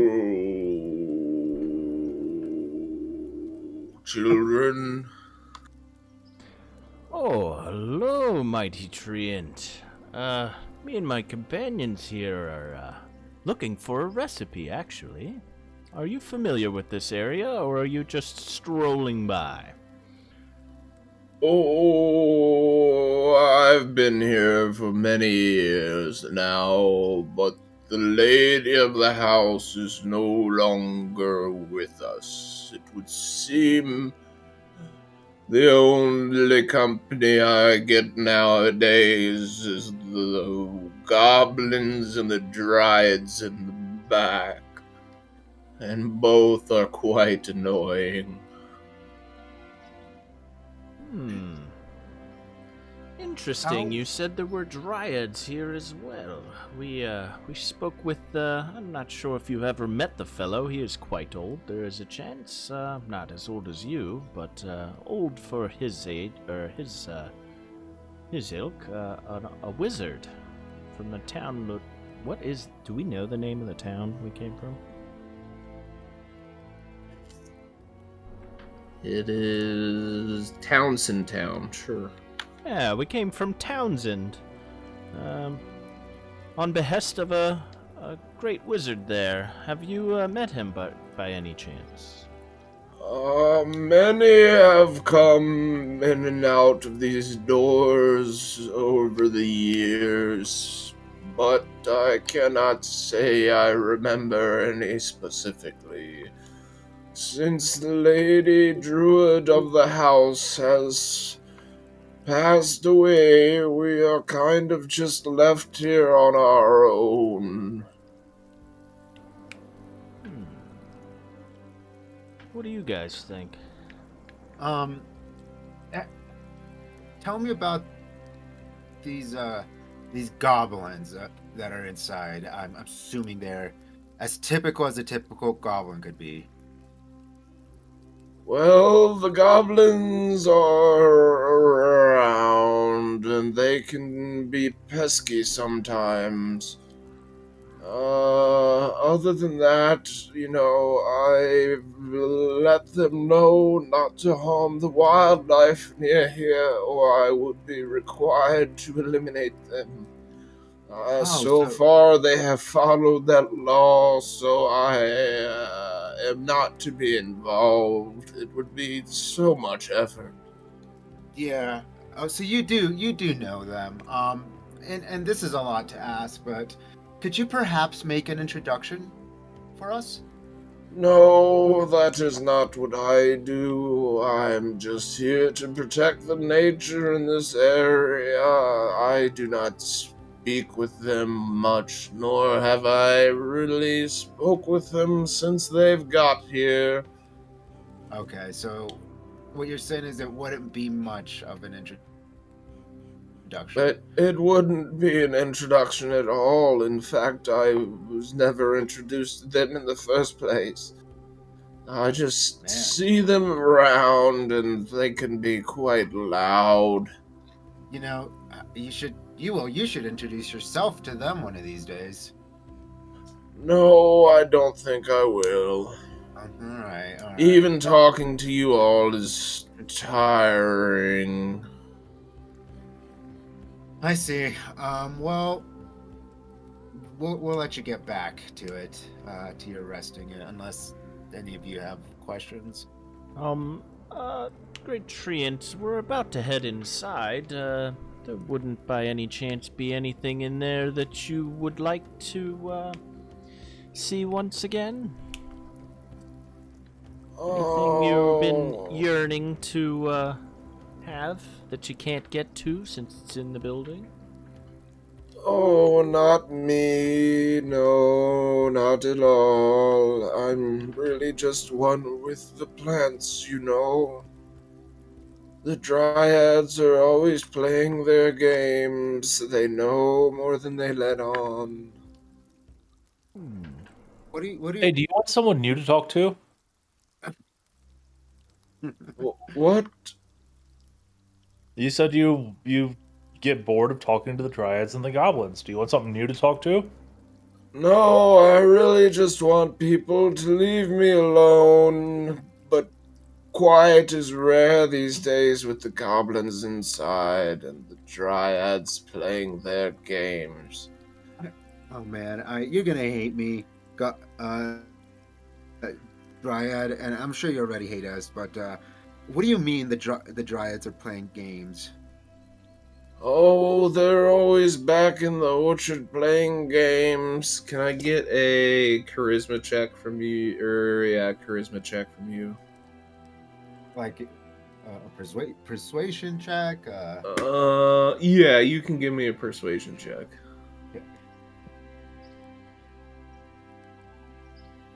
Oh, well, when the lady of the house was around, she used to go talk to the dryads, and they got along great.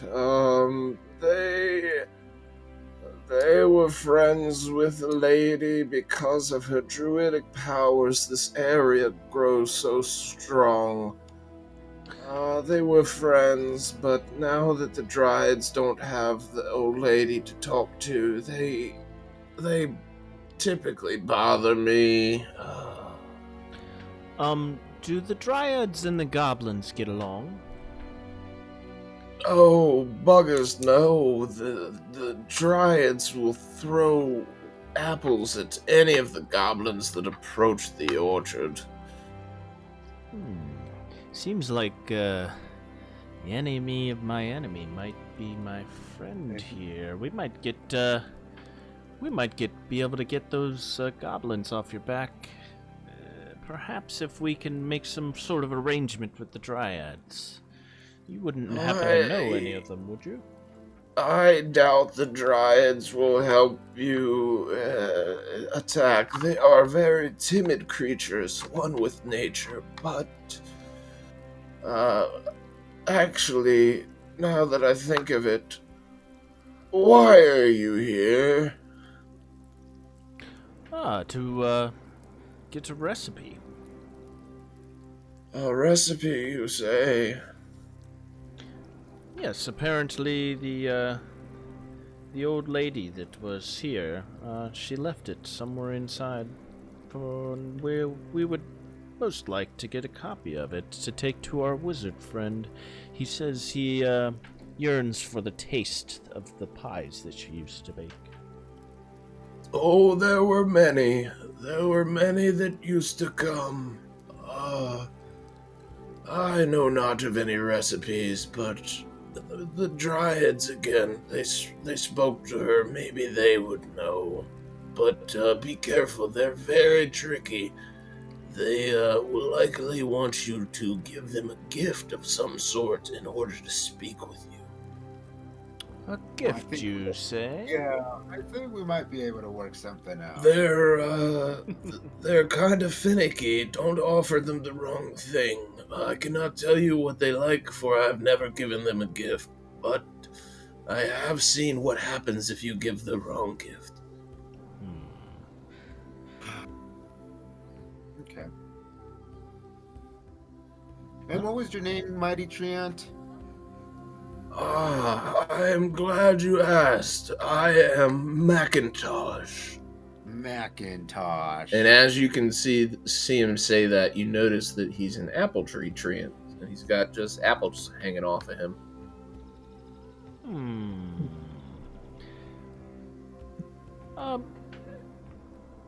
IT Macintosh, is there any chance that I could, I'm not sure, I don't want to come off as rude, but is there any chance that I could, perhaps have one of your apples? Any apples on the ground are free for taking, but do not harm any of the plants in this place. If they've fallen from the tree, they're free to be yours. Alright, very well. And what, why is that? And not that I'm going to, I just want to know, does it hurt the plants, or does something bad happen? I am the protector of these plants. If you harm any of them, you will have to deal with me. Oh, That seems like a fair deal. We wouldn't want it. He's kidding. We wouldn't want that at all. Yeah. I'm gonna start looking around for an apple beneath Macintosh's branches. Roll a perception check.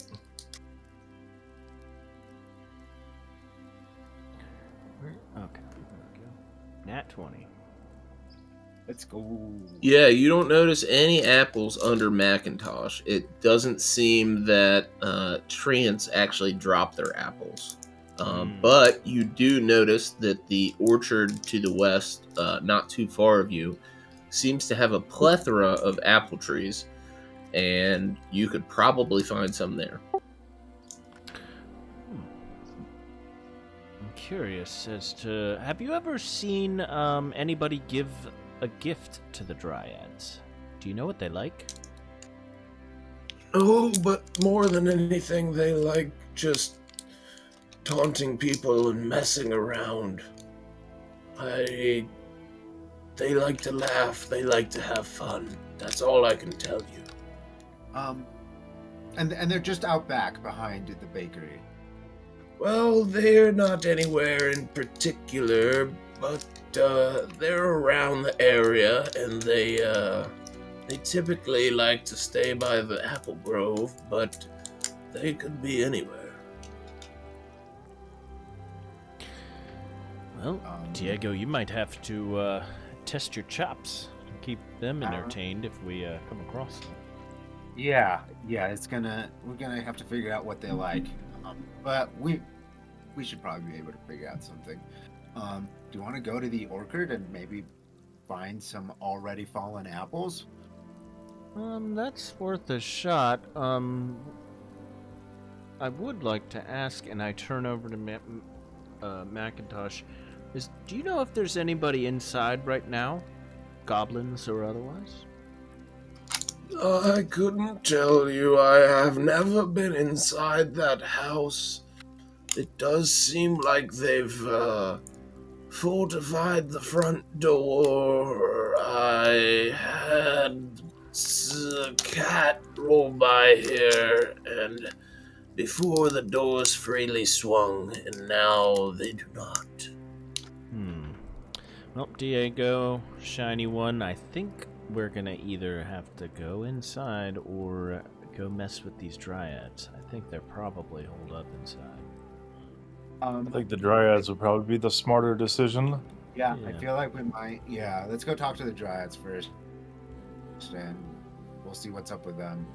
They might be able to help in some way, shape, or form. Oh, before I forget, what are your names? Oh, well, I'm Harrow. This is Diego, and that is the Shiny One. The Shiny One. What an odd name for such a dull-colored creature. It's a very rough translation. I do speak Draconic. Could you give it to me in your native tongue? Yes, I'll just say the shiny one, but in Draconic. Ah, that makes much more sense. Very well. Remember, do not harm the nature. Roger that. Okay. Goddamn, my voice hurts after that one. So, what are you guys doing? I think we're gonna head towards the apple orchard. Yeah. Also, Okay, so- what is this big brown line? That is the path to the apple orchard. So as you guys begin to take that up, you guys can go ahead and position yourself here at that right angle bend. So as you guys approach to the left, you see the apple orchard.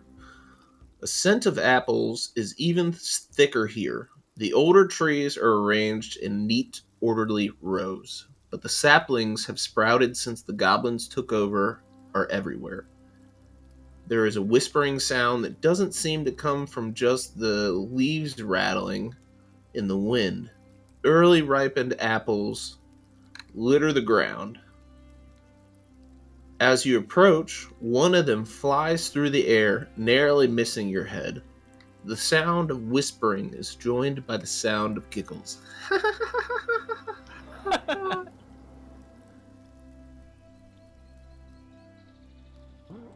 Sounds like a dryad if I've ever heard one. Yeah, and I want to be overly loud when I say this. I wonder what that could have been. Another apple comes flying by your head, this time about an inch away.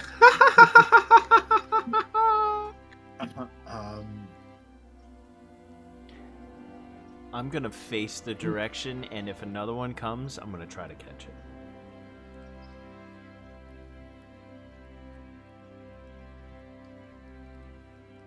Anybody else doing anything? I'm waiting. You know what? to I'm gonna see- mimic their laugh. Let's hear it.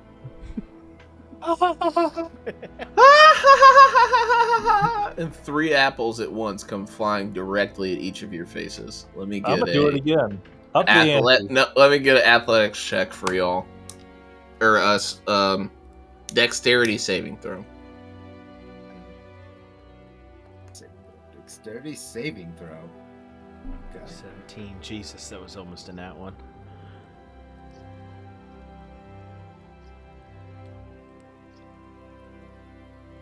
I'm not seeing your rolls. Let me refresh. It took a second. It was Okay, just loading. all 3 of you are able to dodge the apples and the giggling stops. Do I catch it or just dodge it? With a 17, since you said you were trying to catch it, you can catch it. The other 2 just dodge it. And the laughing stops. I'm gonna take a bite What out are of you- the apple. Oh, this one is so fast. He is. Look at them, so fast. Hello there. We heard you guys might be lingering around here. Oh, you heard. From who did you hear? Yes, from who? Ah, the great Oh. Macintosh. Oh, Macintosh, so funny, so old, so stubborn. Yeah, he's quite the character, isn't he? He told us you guys like gifts. Oh, you bring a gift. He brings a gift. Show us the gift. Well, here's the thing. I don't know if you guys are gonna like my gift, and I don't want to offend you. So, like, what kind of Then things do you- not offend. But you must give a gift. Okay. Who? I don't have much. I'm gonna pull out some of my rations and a bottle of wine. I Yeah. bring food and wine. Do you like either of these?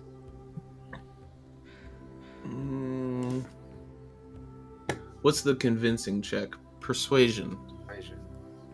I was gonna say good choice on the wine because we've been over how herbaceous it is.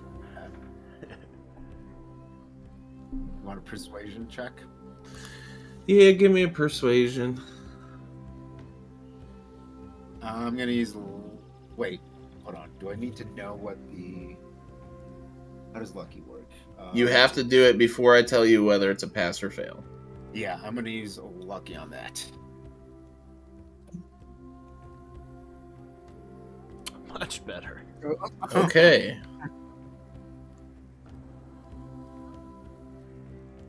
Give me 1 second.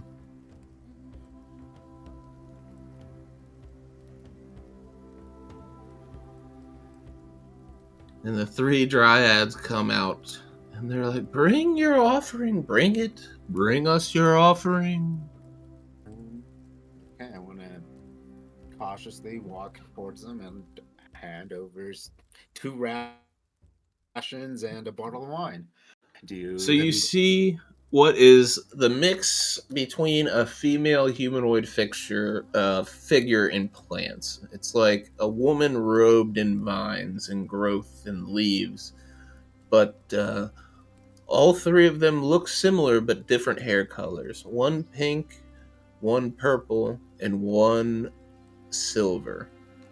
As you look at these creatures, you can't help but be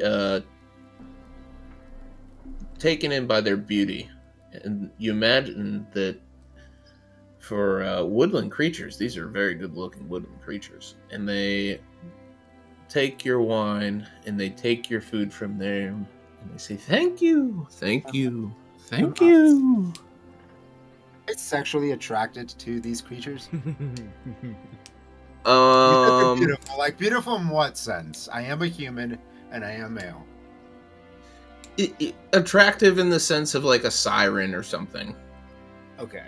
That they're physically Mystically attractive, but they're beautiful. plant ladies. Mystically beautiful is a Okay. very good way to put it. Yes. Okay. I'm gonna say, wow, I like your guys' different hair colors. Are you guys all related? Ah, but aren't all plants related? Yes, we are. Yes, they are. We all come from the Moon Mother's light. Does the different hair color mean anything, or is it just like a preference? Ah, we are all different, but we are all together. The hair color is the hair color we were given.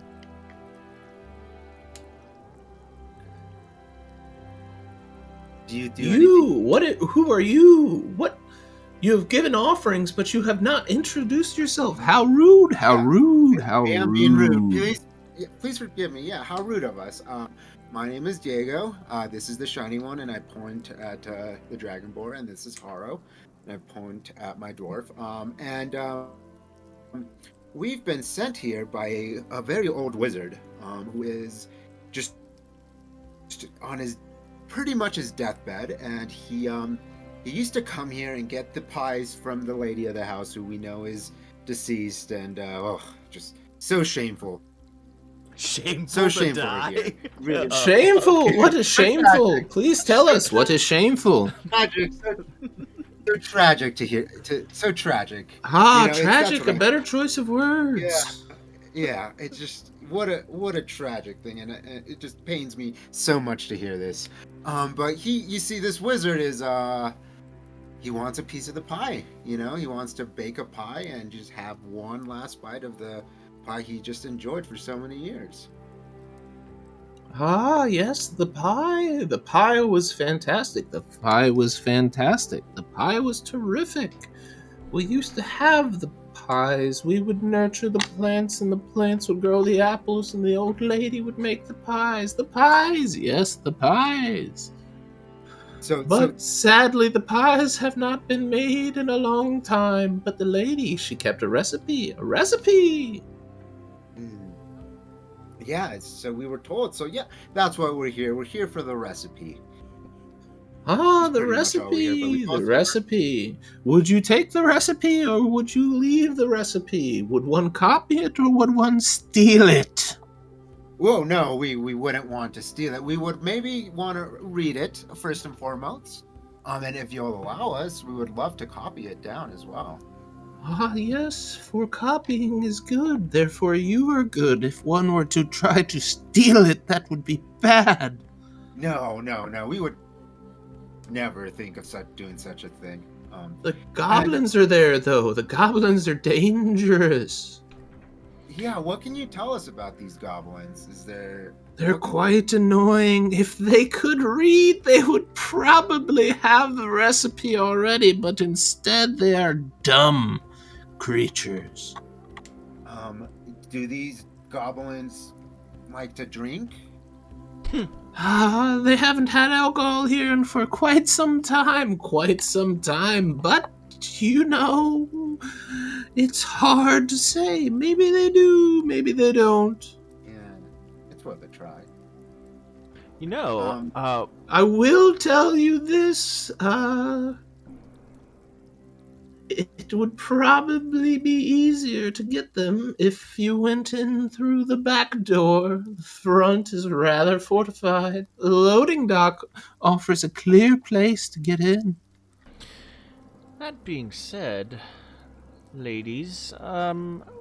McIntosh told us that you are quite a fan of trickery and having merriment. Oh yes, tricks are much fun, much fun. How's about we play a trick on our goblin friends over there in the house, and perhaps you guys can get a little entertainment and maybe make a distraction for us. A trick, you say? What would you recommend? Have you ever heard of the game Ding Dong Ditch? No, no, no. What is Ding Dong Ditch? Well, it's when you go knock on a door, make a bunch of noise, and then run away. Ah, you mean Knock Knock Run? Yes, I've heard of Knock Knock Run. Yes, the very same. Ah, yes, maybe you could play that, but for us, no, we dare not get involved, for the goblins could cause us harm, and as of now, they leave us alone, but we would enjoy watching you.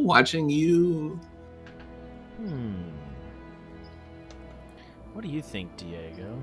They seem like they don't want to get involved, but they would like to play a trick. I'll tell you what, if you increase your offering, you must increase it with something good. I could tell you a little secret that could perhaps get you the recipe quicker. What do I have? It's got to be something good, and we've already given them wine. I wonder if right, they'll like right. the stronger stuff. We can try that. I also have a mirror. Ooh, they might like Yeah, that a lot. Yeah, do you guys have any mirrors? A mirror? No. The lady, she used to have a mirror to let us look upon our beauty, but it sadly was broken years ago. We have not been able to see ourselves. Well, I'll tell you what. I just so happen to have one right here, and I pull one out of my backpack. So I'll trade you the mirror for the secret. A mirror for a secret. Ladies, what do you think? I think yes, I think no. What do I think then? Oh, here, hold on. Here, just before you answer, I just want you to, and I put the mirror up to her so she can see her reflection. Look at how beautiful you are. Roll a persuasion. Let's go. Oh, I am truly the fairest, says the pink-haired one. Oh, yes, ladies, I think we have a deal. We have a deal. She takes the mirror from your hand, and she's like, I will tell you a secret, but you mustn't tell anyone else, and you mustn't steal from the house. No, we won't. The secret is, the lady, she kept her recipe in 2 separate places. Two of them. She didn't want to leave the one thing in one place. The first half of the secret recipe is in her front office. She kept it in a drawer there. The second half of the recipe she kept in her own apartment, in her own room, because she didn't want anyone to be able to get to it. And where is this room? It's in the building?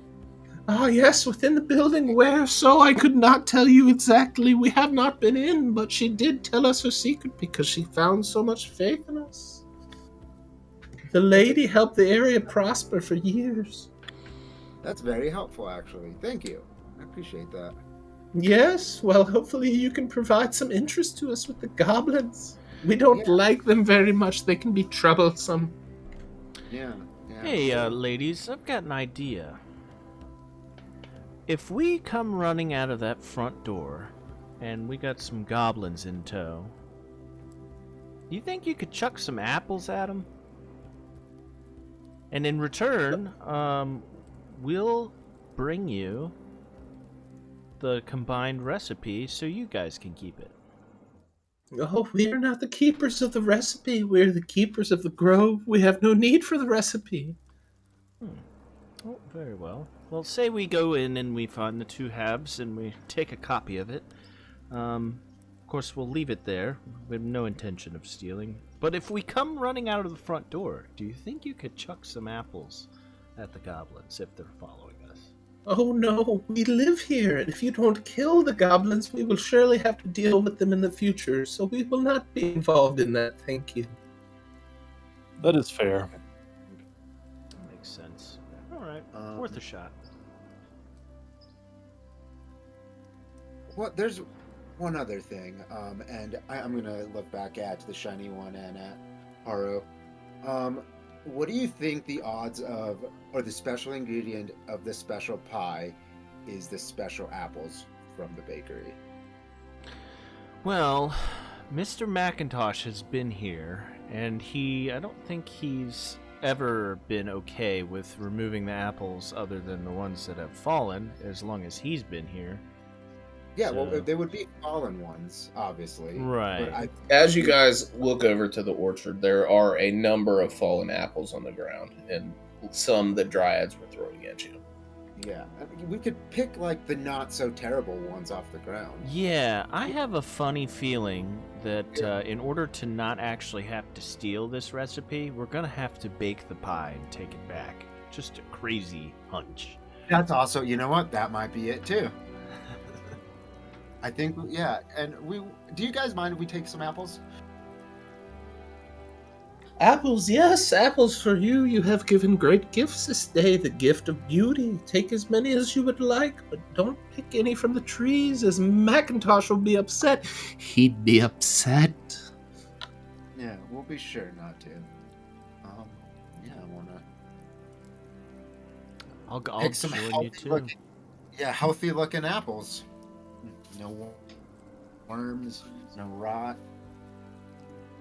Yeah, as you guys look across here, you don't even have to do a check. There's plenty of good fucking apples to pick up with no worm rot holes or anything else. It's an apple grove or orchard, however you want to see it, and there's a lot of them. Yeah, I take as many as I can fit in the backpack. Yeah, I'm going to grab like an armful. Yeah, go ahead and put yourself in the orchard. Show me where you're picking up these apples from. I want to go towards this pile looking thing. As you get close to that pile, both of you stop where you're at. Uh-oh. As you get close to this thing, what was an ordinary row of compost and waste bins has long since been heaped into a massive trash pile. It is overgrown with fungus and other decomposers taking advantage of the ready supply of food. It smells rancid, and the odor is being carried on by the breeze. Does it smell like As you get within alcohol? 5 feet of it, very slowly, you see a violet fungus ooze out. And I need initiatives. Oh boy. What in the world? Magic fungus. Well, shoot.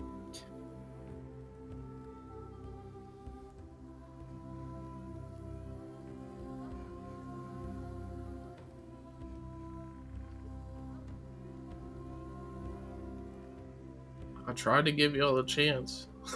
I said, hey, where are you putting your stuff? And you put it right next to the big black bush. Damn. We had a false sense of security.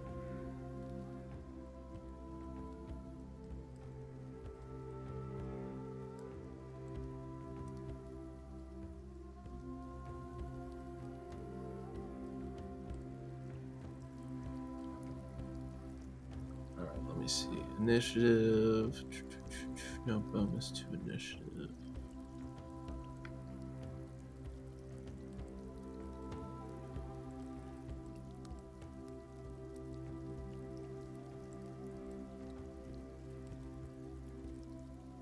And the violet fungus goes first.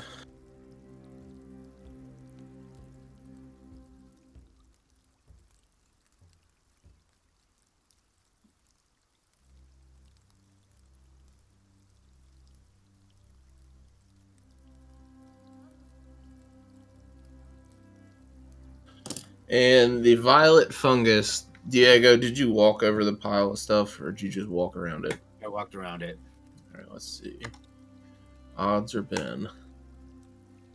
I'm imagining this is quite a large pile. Yeah. All right, the violet fungus slowly oozes over to Harrow and makes a multi-attack at you.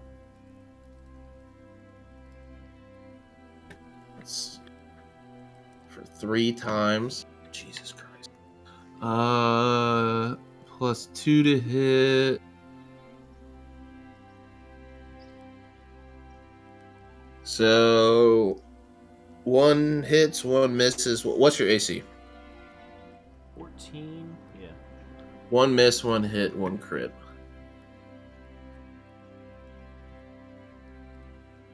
So for the crit and the hit, oh my god. So this violet fungus hits you the first time and you take 8 damage, necrotic. Oh. And on the second hit, which is a crit, you take another 14 damage. I'm down.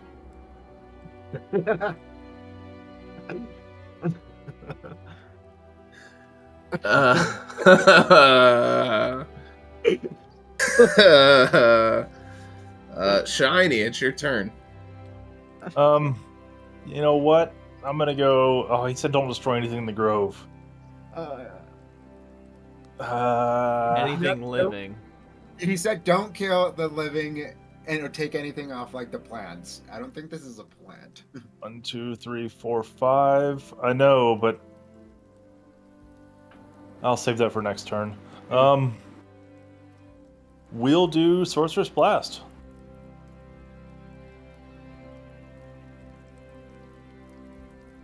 Sorcerer's 18 hits. All right, we'll do fire damage for this fungus, I guess. 3 damage.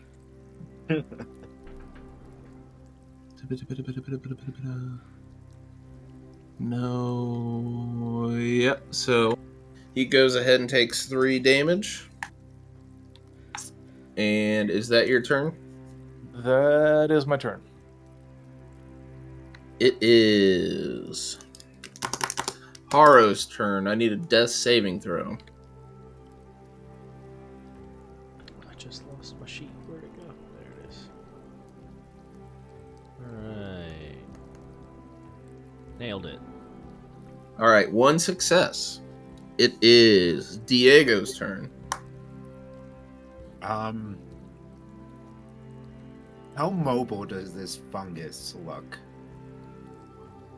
It's a fungus. It doesn't look like it can move fast. I'll say that. I'll give you that. Okay.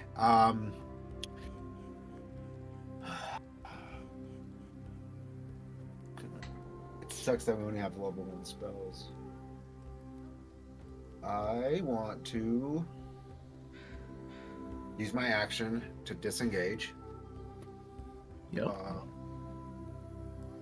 And walk out around. And will you let me use a bonus action to grab Harrow and drag him? Nope.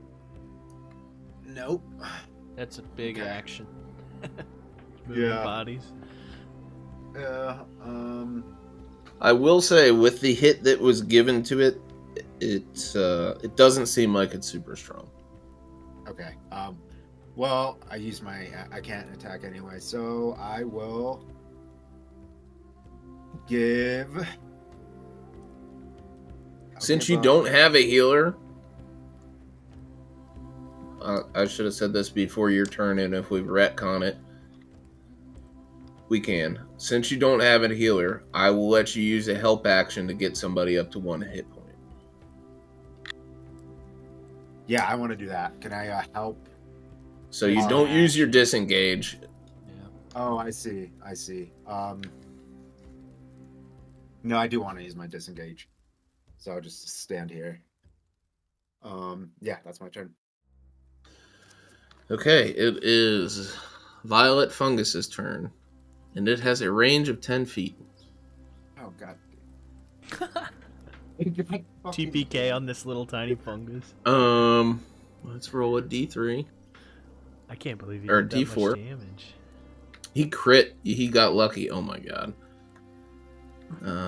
Oh my God. Oh shit. Oh, what's your DC? My AC is 12. Or what's your AC? Yeah, 12. 12? Yeah. Oh, that's not good.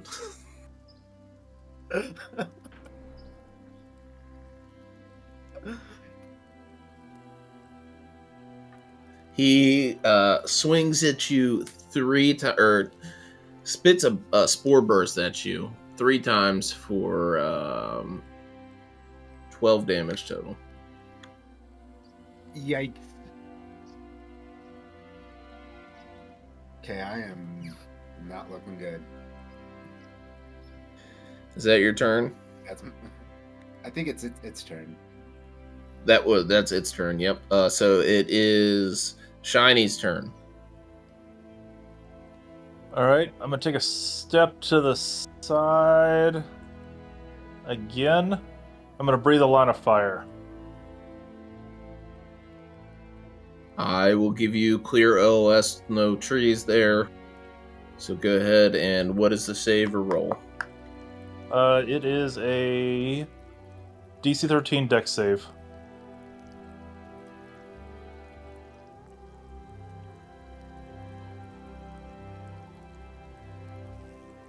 This guy has -5 dex, so it definitely hits full force. All right, that is 1d10 damage for 7 damage. And you are... It's looking... The mushroom violet fungus is looking very bad. It is rough. With that being said, Harrow, I need a death saving throw.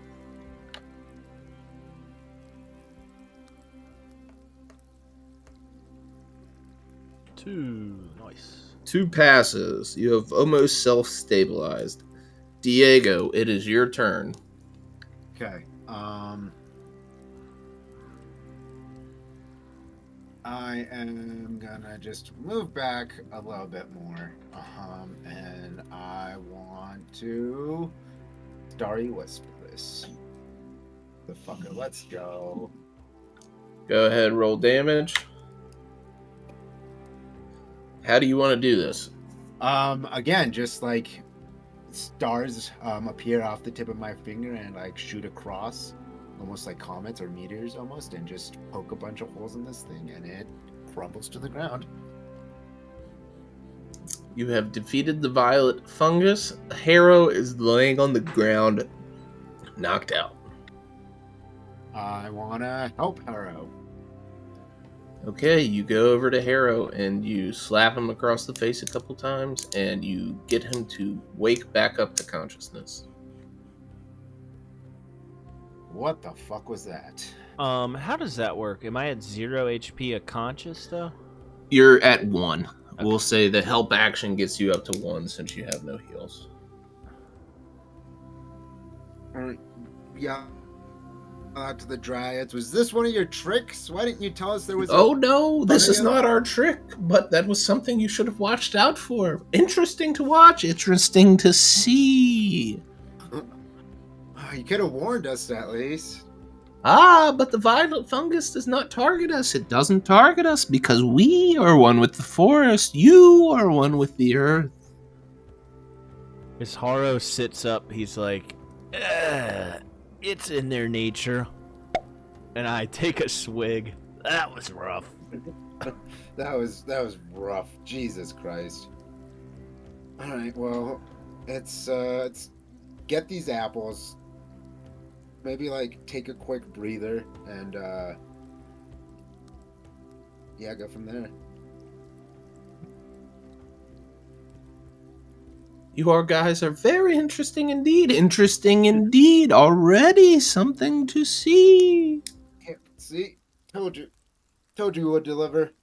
Alright, well, I want to make sure I get a good amount of apples. Yeah, you guys, now that you have destroyed the violet fungus, you can get as many apples as you'd like. All right.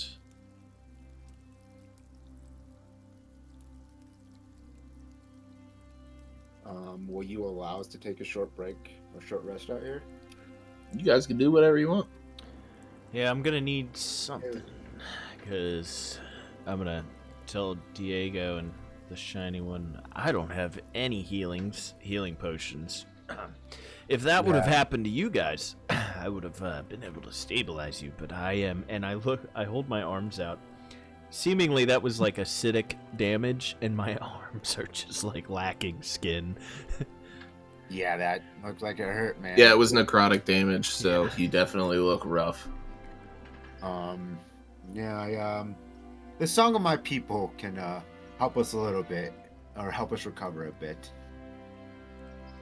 But yeah, that was rough. Yeah, go ahead, roll your hit dice for your short rest. This is the first one of the day.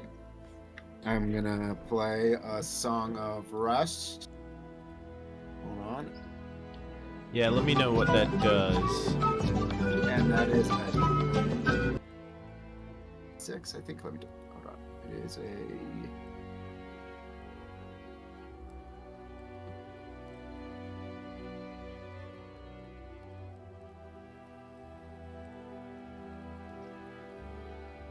Um, 1d6 hit points. 1d6.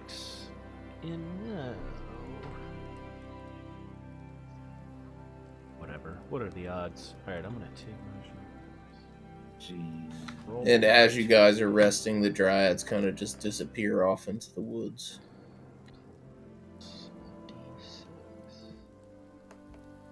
1d8 plus 2. 15 plus 3. I am back up to 4. This.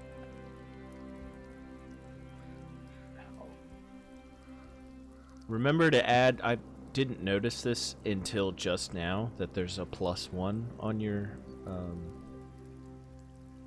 Yeah, you gotta add it when you roll your hit dice. Yeah, I've never added the +1 ever.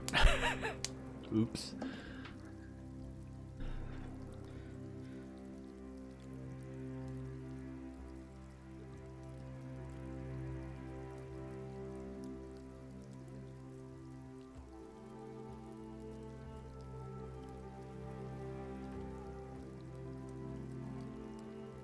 Well, I'm feeling a lot better.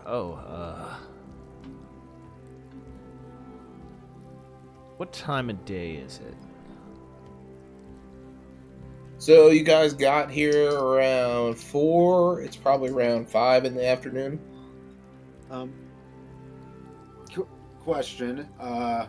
Given that fight we just had, do we get to level up at all, or? You only level on a long rest.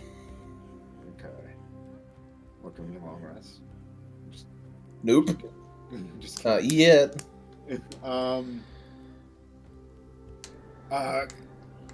Harrow, the shiny one. After having that, or after that encounter, I think we best try to talk our way with these fellows rather than fight them. I mean, that might be the best idea, yes. Yes. Yeah. You still got plenty of that alcohol left, right? Yeah, I sure do. Sure do. I think that's gonna be our best bet without a healer. Yeah, well, it's just a fungus, man, and it took you out. I was on right on death's door. It was not good. Yeah, I certainly can hold my own in a fight. But, To be fair, that mushroom got the dankest rolls. the fact that it can do, Okay. the fact that it can do, I looked up the thing because I was like, oh my god, how did it do so much damage? It the can fact that it can do roll- up to it- 4 attacks in one Up go. to 4 attacks. It got Geo for... It had 3. That's it a pretty hit cool 1 and little crit 1. unit, though, because you can really equalize with something like that. With just a very small amount of guys. You'd be like, in a fucking straight-up combat with 3 of these things, they're doing nothing, and then all of a sudden they start molly-whopping motherfuckers. Yep. It's pretty cool. Discuss what you want to do moving forward. I'll be back in like 2 minutes. Okay. Yeah, try to fucking talk to the goblins. I think, I can really throw down in a fight, but seeing as none of us are healers, I can also say a prayer and stabilize anybody, but I can't bring you back into the fight. I can help myself, but not others. I'm much better at the talking than the fighting. So If something goes down, remember we can always run. I mean, let's do the talking. We might be able to throw him a goblin party and, get out of here lucky. yeah. Are we gonna say that? Oh, Bill sent us. Yeah, things went really well with Morg, so who's to say Yeah, I they think- won't go well again? Yeah, I think Bill sent us to just come congratulate these goblins and to thank them for being such mighty creatures. Just your typical goblin bullshit. I like the idea. Yeah. And being just we know how to read and they don't, we could offer them a pie. And then they might just let us go willy-nilly go grab the recipe. Yeah, let's get them nice and drunk first. Yeah. And then when they get hungry, we'll bring up the pie. Yeah. I like this idea.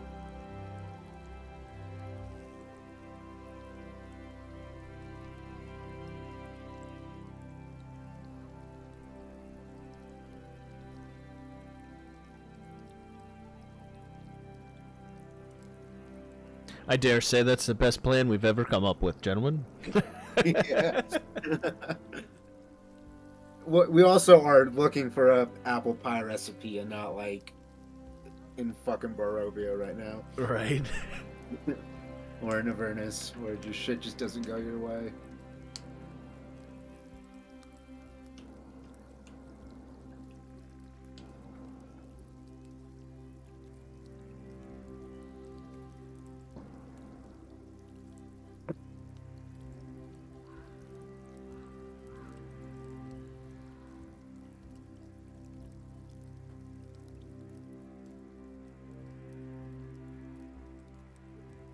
All right, I'm back.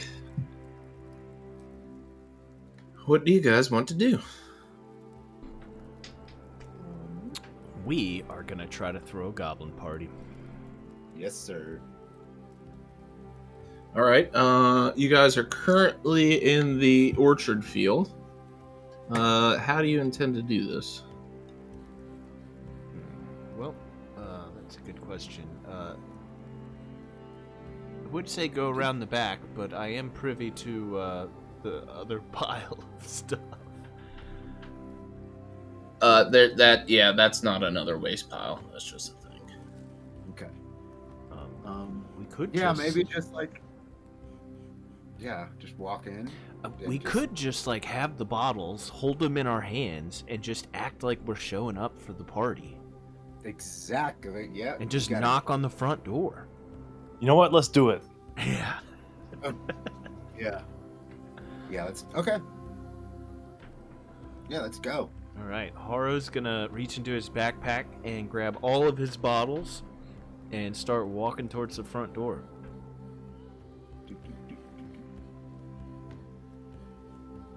Move your tokens to where you're at. Hold on, I gotta zoom out.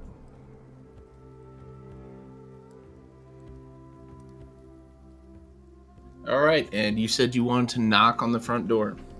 Yep. Wait. Before we knock on the door.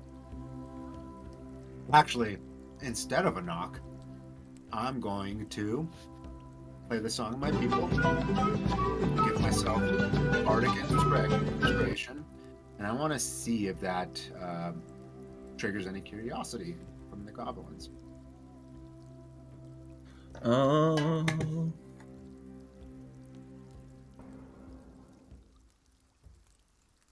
You don't notice any movement.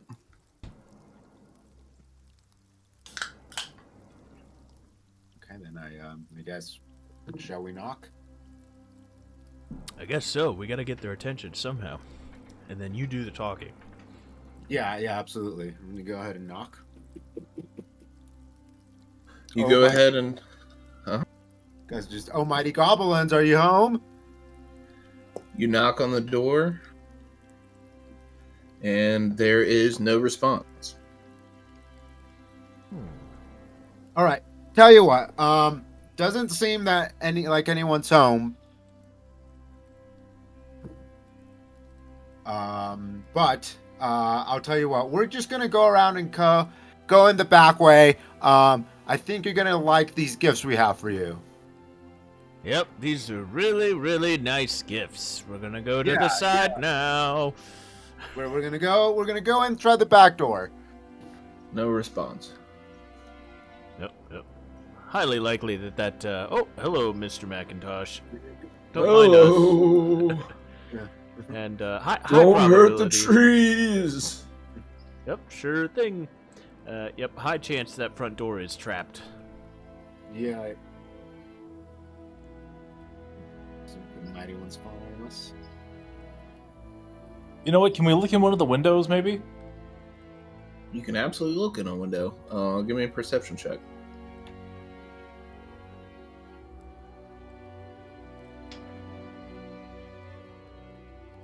Yeah, as you peer in the window, the curtains are halfway drawn, but you can make out what looks to be like just a dirty interior. Stuff is kind of thrown about. You don't see any goblins, but you could maybe see like tracks to where it's like something's moved in there and disturbed the dust. And you said it's about 5 p.m., right? It's about 5 p.m. Yep.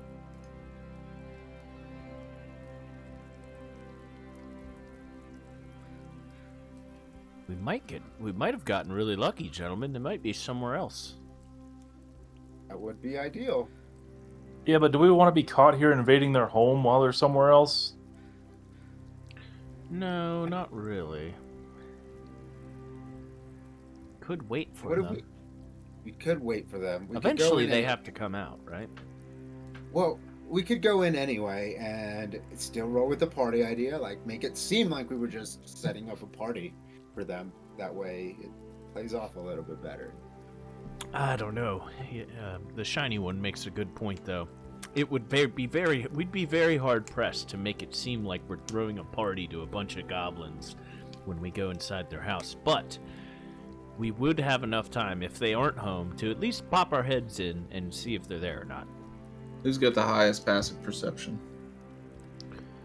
And what is it? Mine is 12.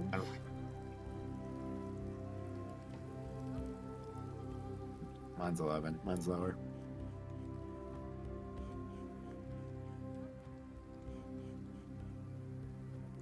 Baypef, you briefly out the corner of your eye, you can't tell if it's just your mind playing tricks on you because you were recently knocked out, or if you actually did see a curtain move and what appeared to be a small head behind the curtain look at you and then go as if they were to run away from inside the house.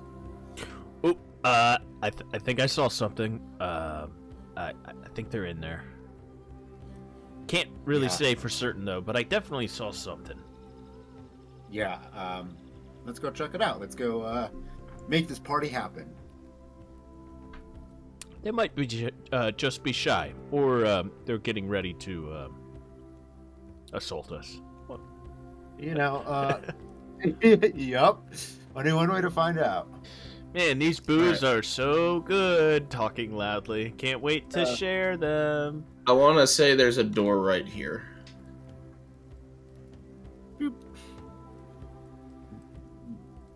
Whoa. So we're going to say there's a door right there. I'm gonna knock on the door.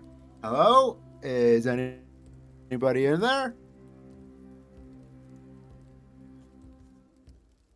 You hear a couple ruffled movements, and then silence. I'm going Alright, to we're make an effort to clink my bottles together and be like, ooh, can't wait to share these. I'm opening the door right now. I don't want to. I'm a friendly. I bring gifts. I want to open the door or try to open the door. You push open the door, and the door's opened, and you are on the bakery floor. The bakery floor is a wide open space with high ceilings with exposed wooden beams. Sounds echoing throughout the room. 2 stone rooms stand to one side of a heavily barred door, keeping them closed.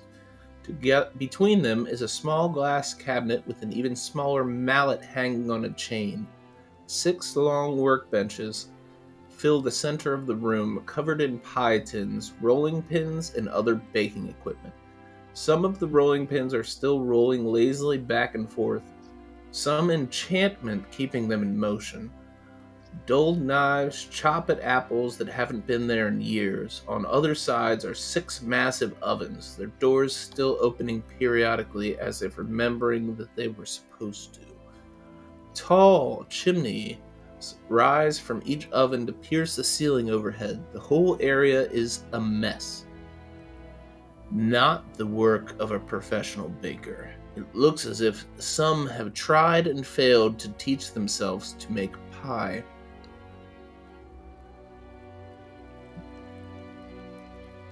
Oh, looks like we're in the right place.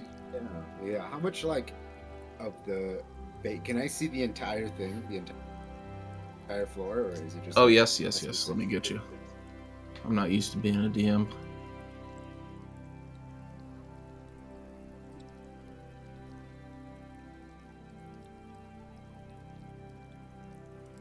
I think you can clear it if you hold Alt and F4.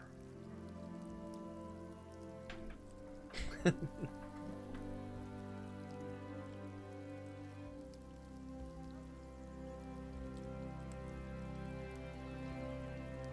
guys can see that? Yep. Yeah. And no one's in there. Nope, but you see the magical baking equipment trying to continue to bake pies. Okay. I'm gonna take a step in.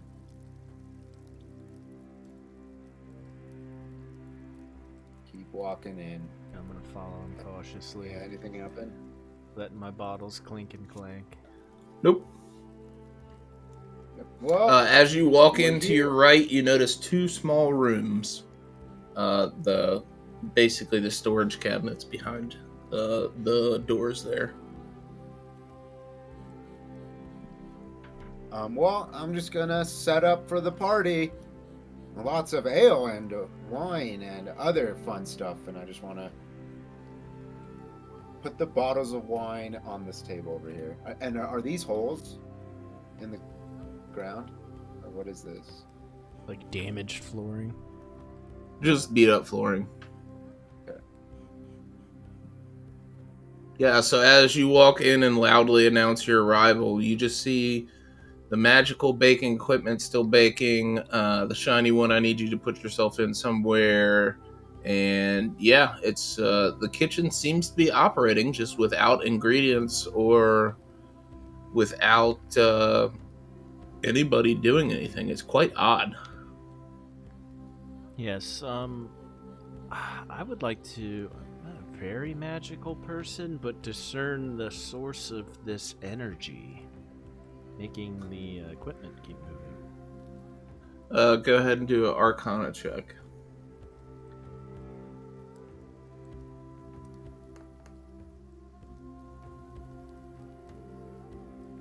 So you can tell that this is just magically enchanted cooking equipment for somebody that wanted to bake pies. If you wanted to bake pies, this would be the magical equipment to do it with. It does seem a bit worn down, like the enchantment has lost power over time, but it's, as far as you can tell, still working. You don't know how powerful it was to begin with. Maybe this is what it's set at. After I set my bottles right next to Diego's, I want to pull out an apple and put it on the table near one of the chopping pieces.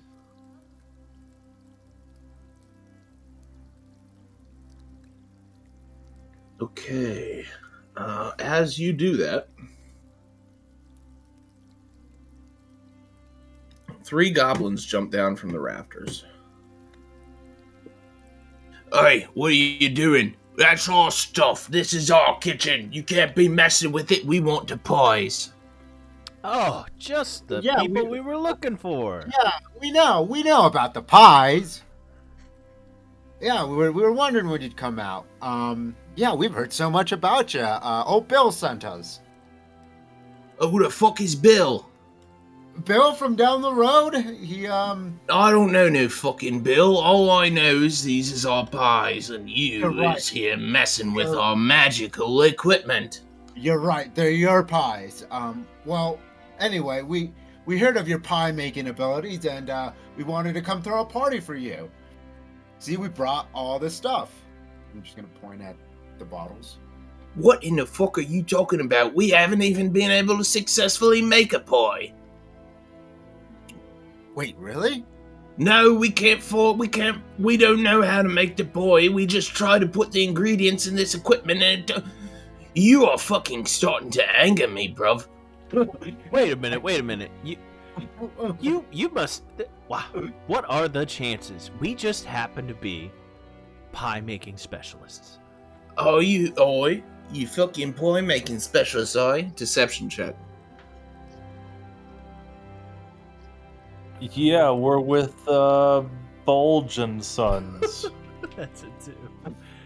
Come on, Dice, get with the program. I don't fucking believe you for 1 second. You look like a bunch of filthy adventurers. You don't make no pies. You ain't never baked a thing in your life. Prove it to you. We are here to help you with the pies. I swear. Worst case scenario, you get to kill us. Best case, you get a good pie. Wow. Yeah. Exactly. Listen, and I'm gonna grab a bottle and hand this dude, this goblin right here, a bottle. Just go ahead. You can watch us work. Have some wine. Wine can't hurt, right? And I've been sober for 3 days now. Are you trying to break my sobriety, bro? Fuck you. Yo, are you the only sober goblin? Hey, all of us have been sober since we got here. We ain't got no fucking wine. The apples ain't fermenting right. But you, Dragonkin, you did bring up something worth mentioning. If we should hold you here by hostages and you can make a pie, perhaps you're not worth killing after all. Go ahead, try to make me a fucking pie. It needs to taste like the old ladies, though, exactly, and you need to do it now. Wait, were you friends with the old lady? Did you have any of her pies? When we took over this place, there were a couple pies left over. We've been chasing that flavor ever since. Okay. Yeah, let's make a pie.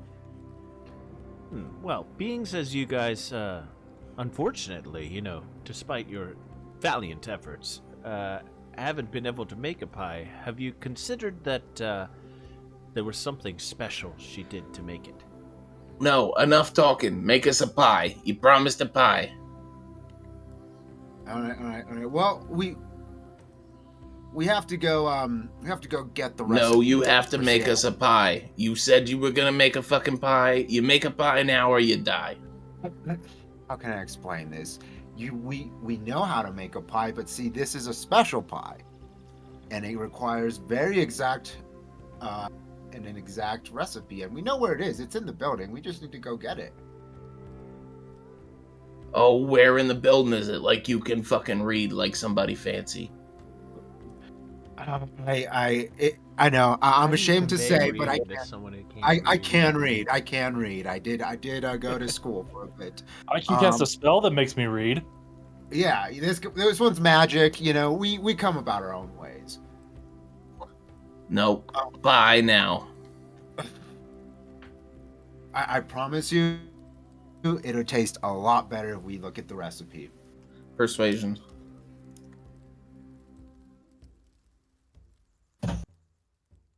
You're fighting against his nat too. Okay. Well, I tell you what. You can go ahead and fucking look around, but if you don't have that pie within 1 hour, you are gonna be in a world of hurt, brother. There's more than just us. Okay. And if I go, because the recipe, see, it's in two places. It's in the front and it's in the old lady's room. We got to go to both places. And is anyone gonna hurt me if we go up there? Could be. All right. Gentlemen, please, I insist. Try the wine. You'll be delighted. They sit down at the table begrudgingly. This goblin doesn't drink wine, so he passes it over to the other two, who He's begin been sober enjoying for it. 3 days. Yeah. He's like, almost y'all three. enjoy this. I'm gonna fucking keep an eye on these guys. And he is going to follow you throughout the house and make sure you're doing what you're supposed to do. Well, all right, Diego. That was went as smoothly as possible. Front office, desk drawer. Yep, let's go there first. Hey, which one's the front office? If you don't mind, I don't want to go sneaking around. Do you know? What do you think I label these fucking things? I'm just living here, guy. All right. I guess we'll go figure out where that is. Yep, just living here. All right. We're gonna head towards the front. Yeah.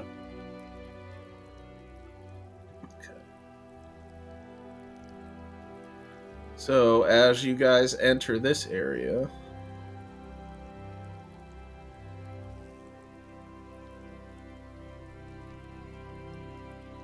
this is the shop. The shop is a small front area of the bakery where famous pies can be sold directly to hungry customers. A counter at the back of the room stands surrounded by shelves on every wall.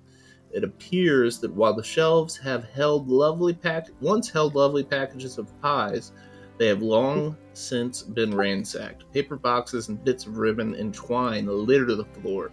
2 small tables have been overturned in the center of the room. There is a door on either side of the room, as well as large double doors that leap outside. Okay. No time to dawdle. No, you don't happen to have paper and pen or parchment and a feather, do you? I Who are don't. you asking? What about you, shiny one? There might be some behind the desk there. Have what? Yeah. Parchment? Yeah, ink and a. Not on me, but I'm sure we can find some here somewhere. Yeah. Remember, we can't steal it either. I'm gonna walk up to this door and try. The Dryads don't have like a sixth sense. You can take whatever you want as long as they don't find out. Yeah, but they might find out. Also, they've been relatively nice to us. We don't want to piss them off on purpose. Open this door. If it's able to be helped. Yeah.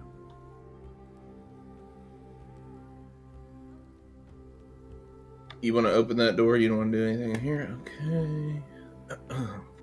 We're on a 1-hour time constraint. Well, not really, but this is the once homely apartment where the famed Grammy used to reside. Has been turned into a true goblin hovel.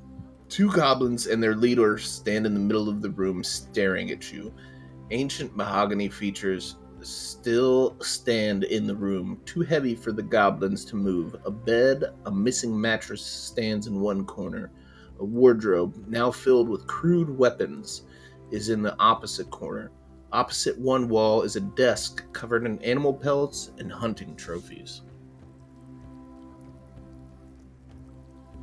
So there's 2 goblins in there, he said?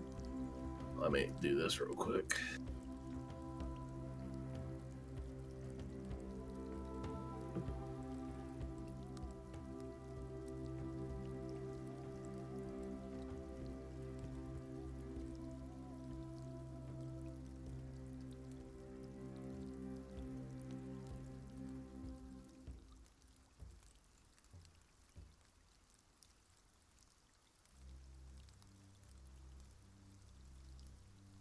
I'm assuming this goblin's still following us. He is.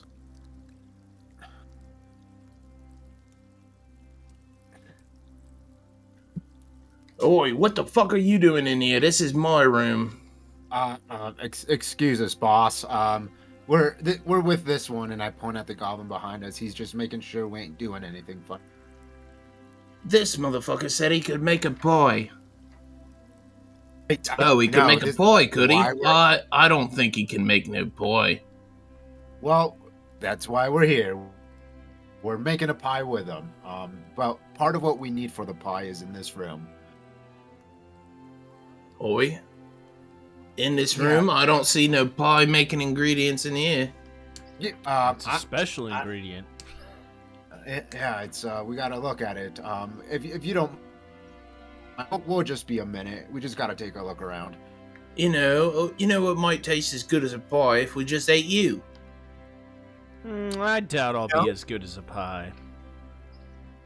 Maybe not. But I tell you what, for sure is better than a pie. All the wine and all the alcohol we brought.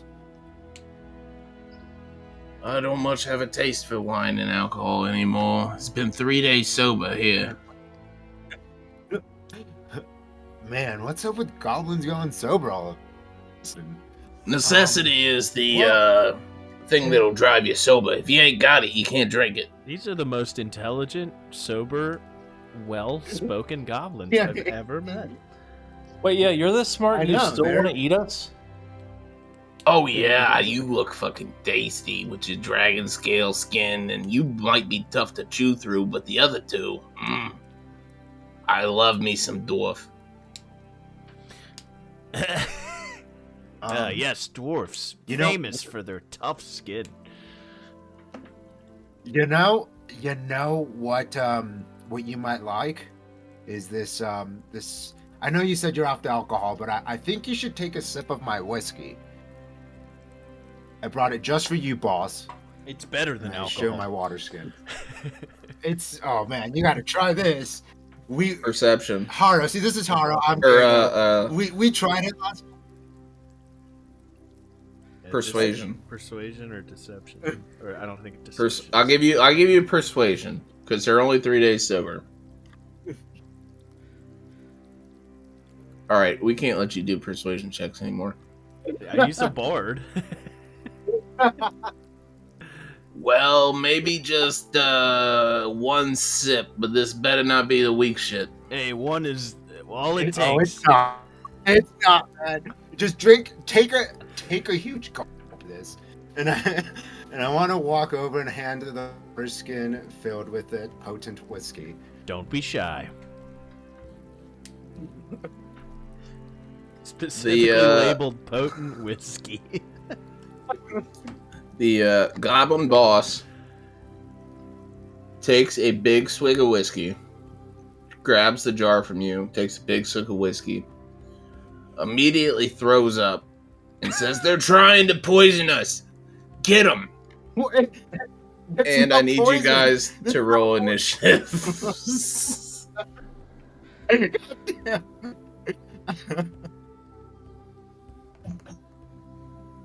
At 20. So goblins, in which think there Zack are realized- 5. Well, the other two, are they in the fight? They're in the other room. Yeah, we're gonna say they could hear. Oh god. Okay, so I think Zach realized we were gonna pretty much talk our way through this entire thing. If you look. no, it's the rolls are what the rolls are, dude. Yeah.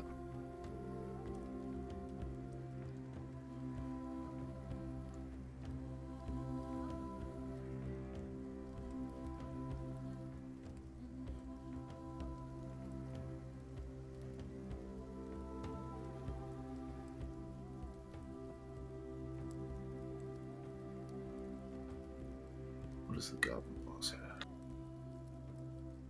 +2 to initiative.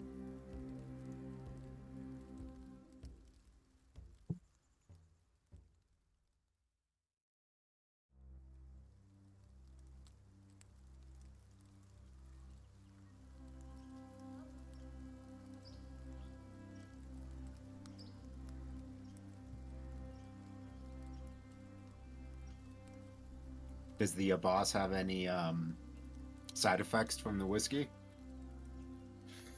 Yeah, they get disadvantage. Hell yeah.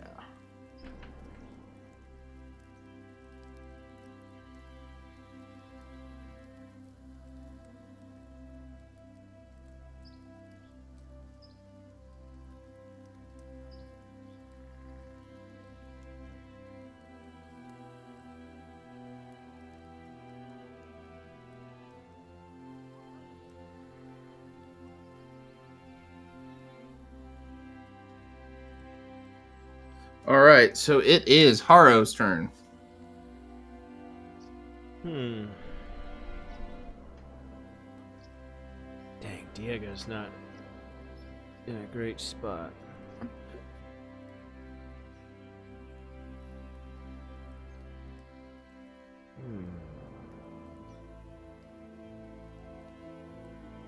In a great spot. Alright, I'm gonna turn around to Goblin C and start wreaking havoc on this guy. I'm gonna stab him once with my dagger, and you guys are gonna feel a shockwave, but instead of emanating from me, it's going to contract towards me and move right past you guys as I use a martial arts point that allows me to use 2 unarmed strikes as a bonus action, so it's going to be 1 dagger and 2 unarmed strikes against the goblin.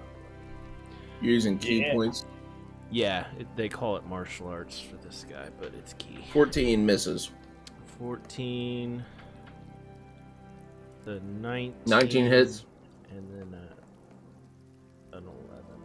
So 1 hit off One- of unarmed strike. 1 unarmed strike is 4 damage.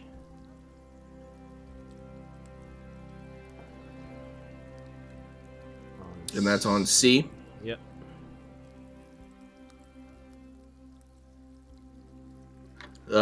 You only hit him once, but C's already kind of looking fucked up. Alright. And is that your turn? I'm going to move here. That's my turn. Okay. So he's here. And it is Goblin A's turn. He's going to use 1, 2, 3, 4, 5, 6, and he's going to bonus action dash for 1, 2, 3, 4, or action dash 4, 5, 6, and that is his turn.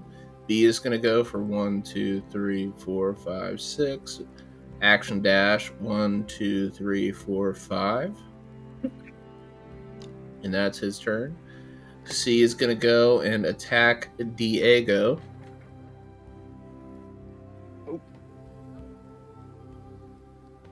He's going to attack you with his scimitar. You said C. What'd I do? C's Where's next to C? Harrow. Oh, C. C's going to hit Harrow. He's going to get a 9. Does a 9 hit? All right. D is going to go.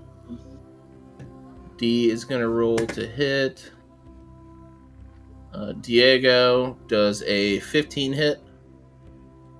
Yep. 1d6 plus 2, 5 damage to Diego. E is going to go. Roll to hit Diego. Does a 16 hit 16 hits. for 4 damage.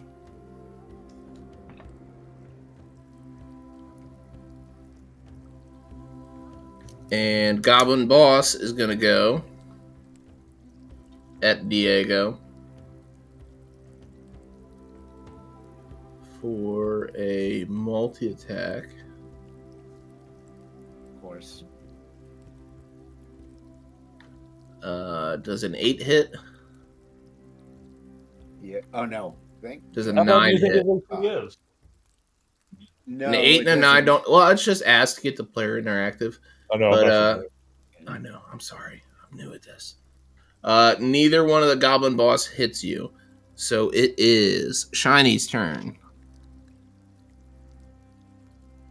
All right, I'm going to Flame Breath. That away. Okay. What do you need? Dex saving throws for those 3.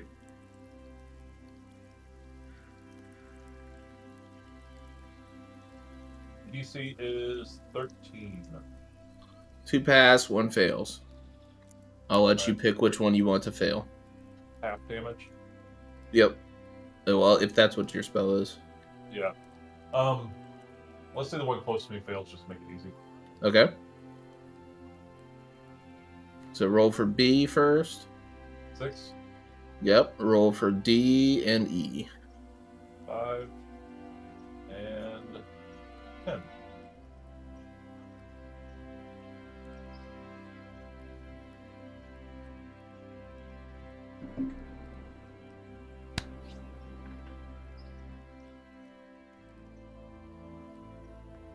All three of the ones you hit are looking significantly weaker than they were before. They are rough. These guys are not too tough at all.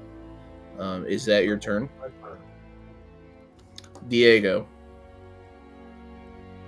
I wanna Fight for your life. I wanna look at the boss. I wanna look at the bard and I'll be like, wanna hear a joke? How does a grizzly ski? Huh? It's in. With his bare feet. And I want to cast Tasha's Hideous Laughter at it. On the It's boss? a Wisdom 14 save. Okay. Yes, but don't tell me the result just yet. How does lucky work again? Oh, I can impose disadvantage on that roll. Wait, you already have disadvantage, Mm-hmm. right? Hmm. Yeah, so Why would I have disadvantage? yeah, you have Is he drank because of the alcohol? Oh, yes. yeah, or what yeah. Yep, so he's laughing hideously. Yeah, what He is rolled a double 9. You would have got him on the disadvantage? first shit. Does double Yeah, there's no double just disadvantage. You lose? just get one. Yeah. But the I goblin don't boss think- is laughing hideously. Okay, and then I want to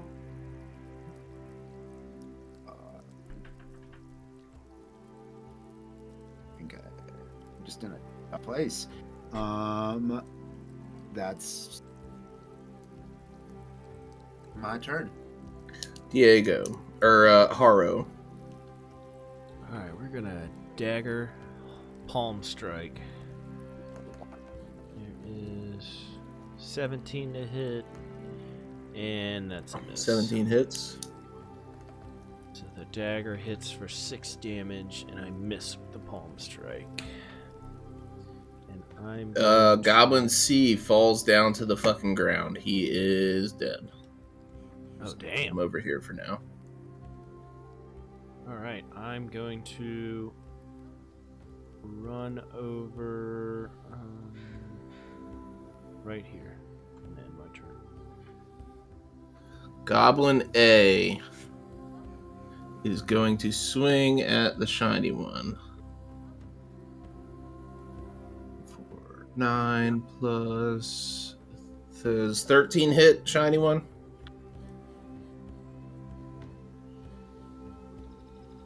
Yes. For 6 damage. Ow. B Which is one was going. that? That was A. Cool. I'm casting Hellish Rebuke on him. Hellish Rebuke. Okay, what's that involve? I needed a Dex saving throw. He got a 17 on the dice. Plus 2 from Dex. All right, 6 damage. 6 damage. Goblin A is looking rough. Goblin B is going to swing at you. For 19 to hit. That definitely hits. He's going to do 4 damage to you. All right. Goblin C is dead. Goblin D is going to attack Diego. For a 11 to hit. That does not hit. Thank God. Okay. Goblin E is going to attack Diego. For a 15 to hit. That hits. For 6 damage. And I am down. Which means you lose concentration on Tasha's Hideous Laughter. which means the Yeah. goblin boss is free. The goblin Yup. boss is going to step over your body and go swing at Harrow for a 7 to hit. That misses. And multi-attack. It is a 14 hit. Meets Or- beats. Okay. So that's Goblin Boss's turn. It is Shiny's turn.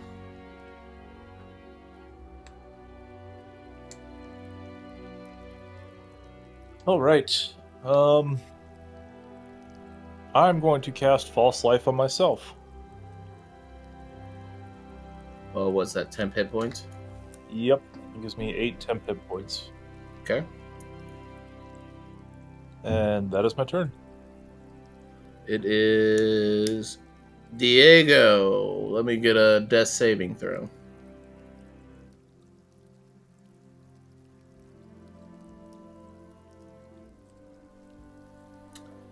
That is 2 failures on Diego. Okay, let's go. It is Harrow's turn.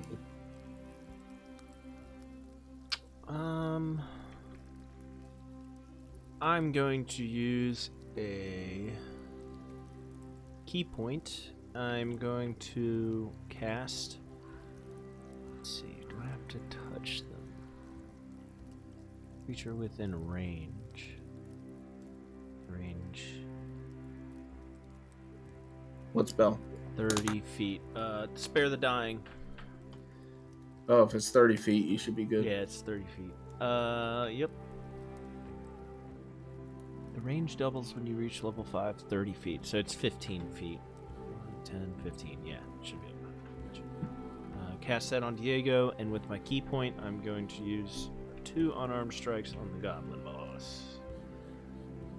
Go ahead. What does roll Spare a the hit. Dying do? You are stable. Oh, Alright, does a 14 hit? Nope. Alright, I miss. And I'm going to move right here and end my turn.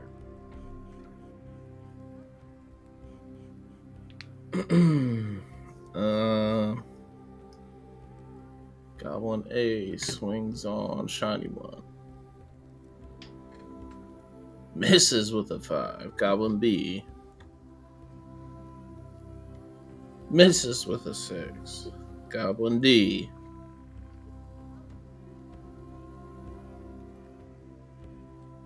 misses with a 12. Says Goblin D comes over to hit Harrow. Is your AC 12 or higher? 14. Okay, you're good. Goblin E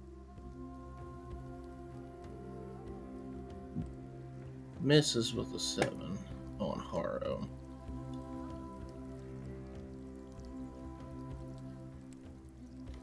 Goblin Boss gets a 3 and an 8 to roll on Harrow and misses. So it is Shiny's turn. Horror's over here just fucking turning into different shapes and They are getting trash rolls.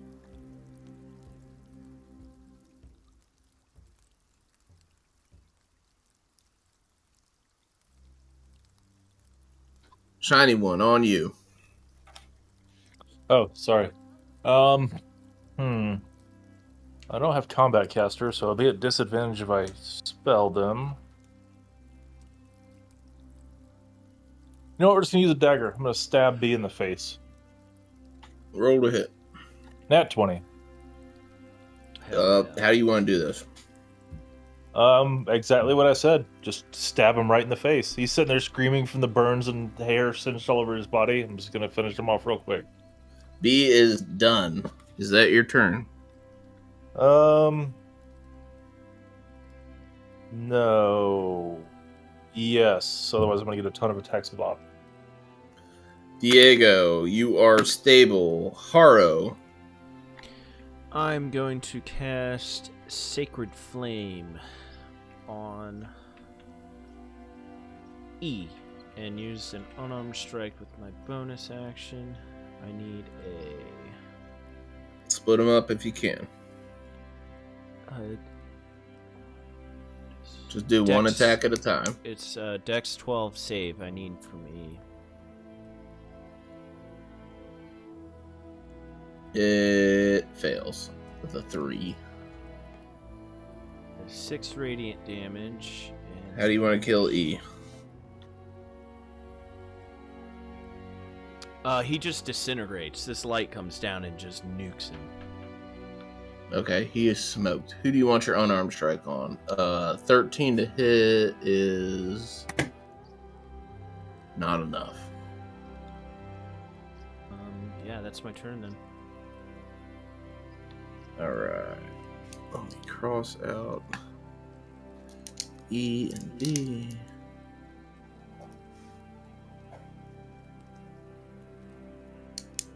It is Goblin A's turn. Goblin A swings at the shiny one for a 13 plus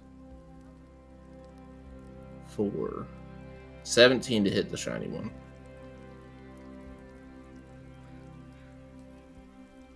That'll For definitely 4 damage. Ow. Goblin D is going to swing at Harrow for an 18 to hit. For 7 damage. 7 damage. Ouch. Goblin Boss is going to swing twice at the shiny one. 14 and 17. Both will hit.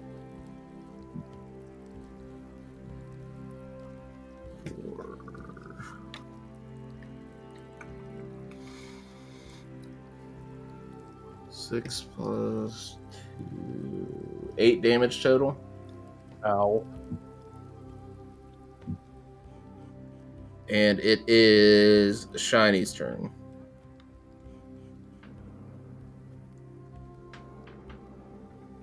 Oh, let's see. I will stab A, because that's really all I have left. Go ahead, roll to hit. I assume a 9 does not hit. 9 does not hit. Harrow. That is Unless my turn. that's, Harrow. Let's see. Oh. I knew that earlier. I have dark vision. I'm going to cast Sacred Flame on D and Palm Strike whoever survives. Sacred Flame, what's the rule? Dex 12. Roll, 11. So D is down. Unarmed strike is a 18 to hit. You hit the Goblin Boss. 7 damage. Okay, it is Goblin A's turn. He's gonna roll to hit the shiny one. Ugh. Nat 20.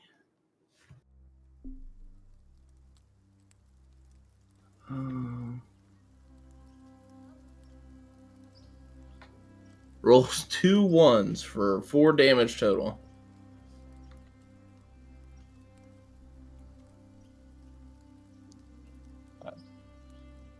All right. Goblin Boss. Multi-attack on Harrow.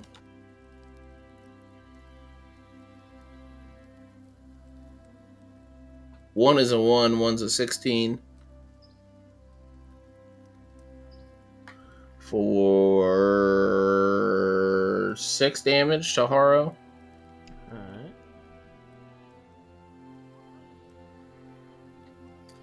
And it is Shiny's turn.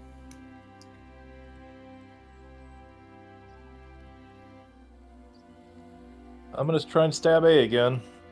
Yep. There we go, 18. Definitely hits. 6 damage. And A is down, finally. So it is just the goblin boss left. And it is the goblin boss's... No, it's Harrow's turn. Need a Dex 12 save. Nat 1. 7 radiant. And unarmed strike and miss. Alright. Goblin boss is going to swing at Harrow since Harrow just damaged them. Swing twice. 6 and 11 both miss. Go into Shiny.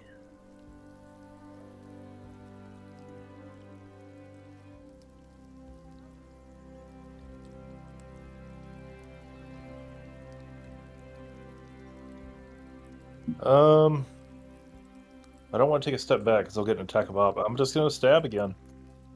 Go ahead, roll a hit. Nat 20. Fuck you, goblin boss. Definitely hits. Crit him. 7 damage. How do you want to do this? I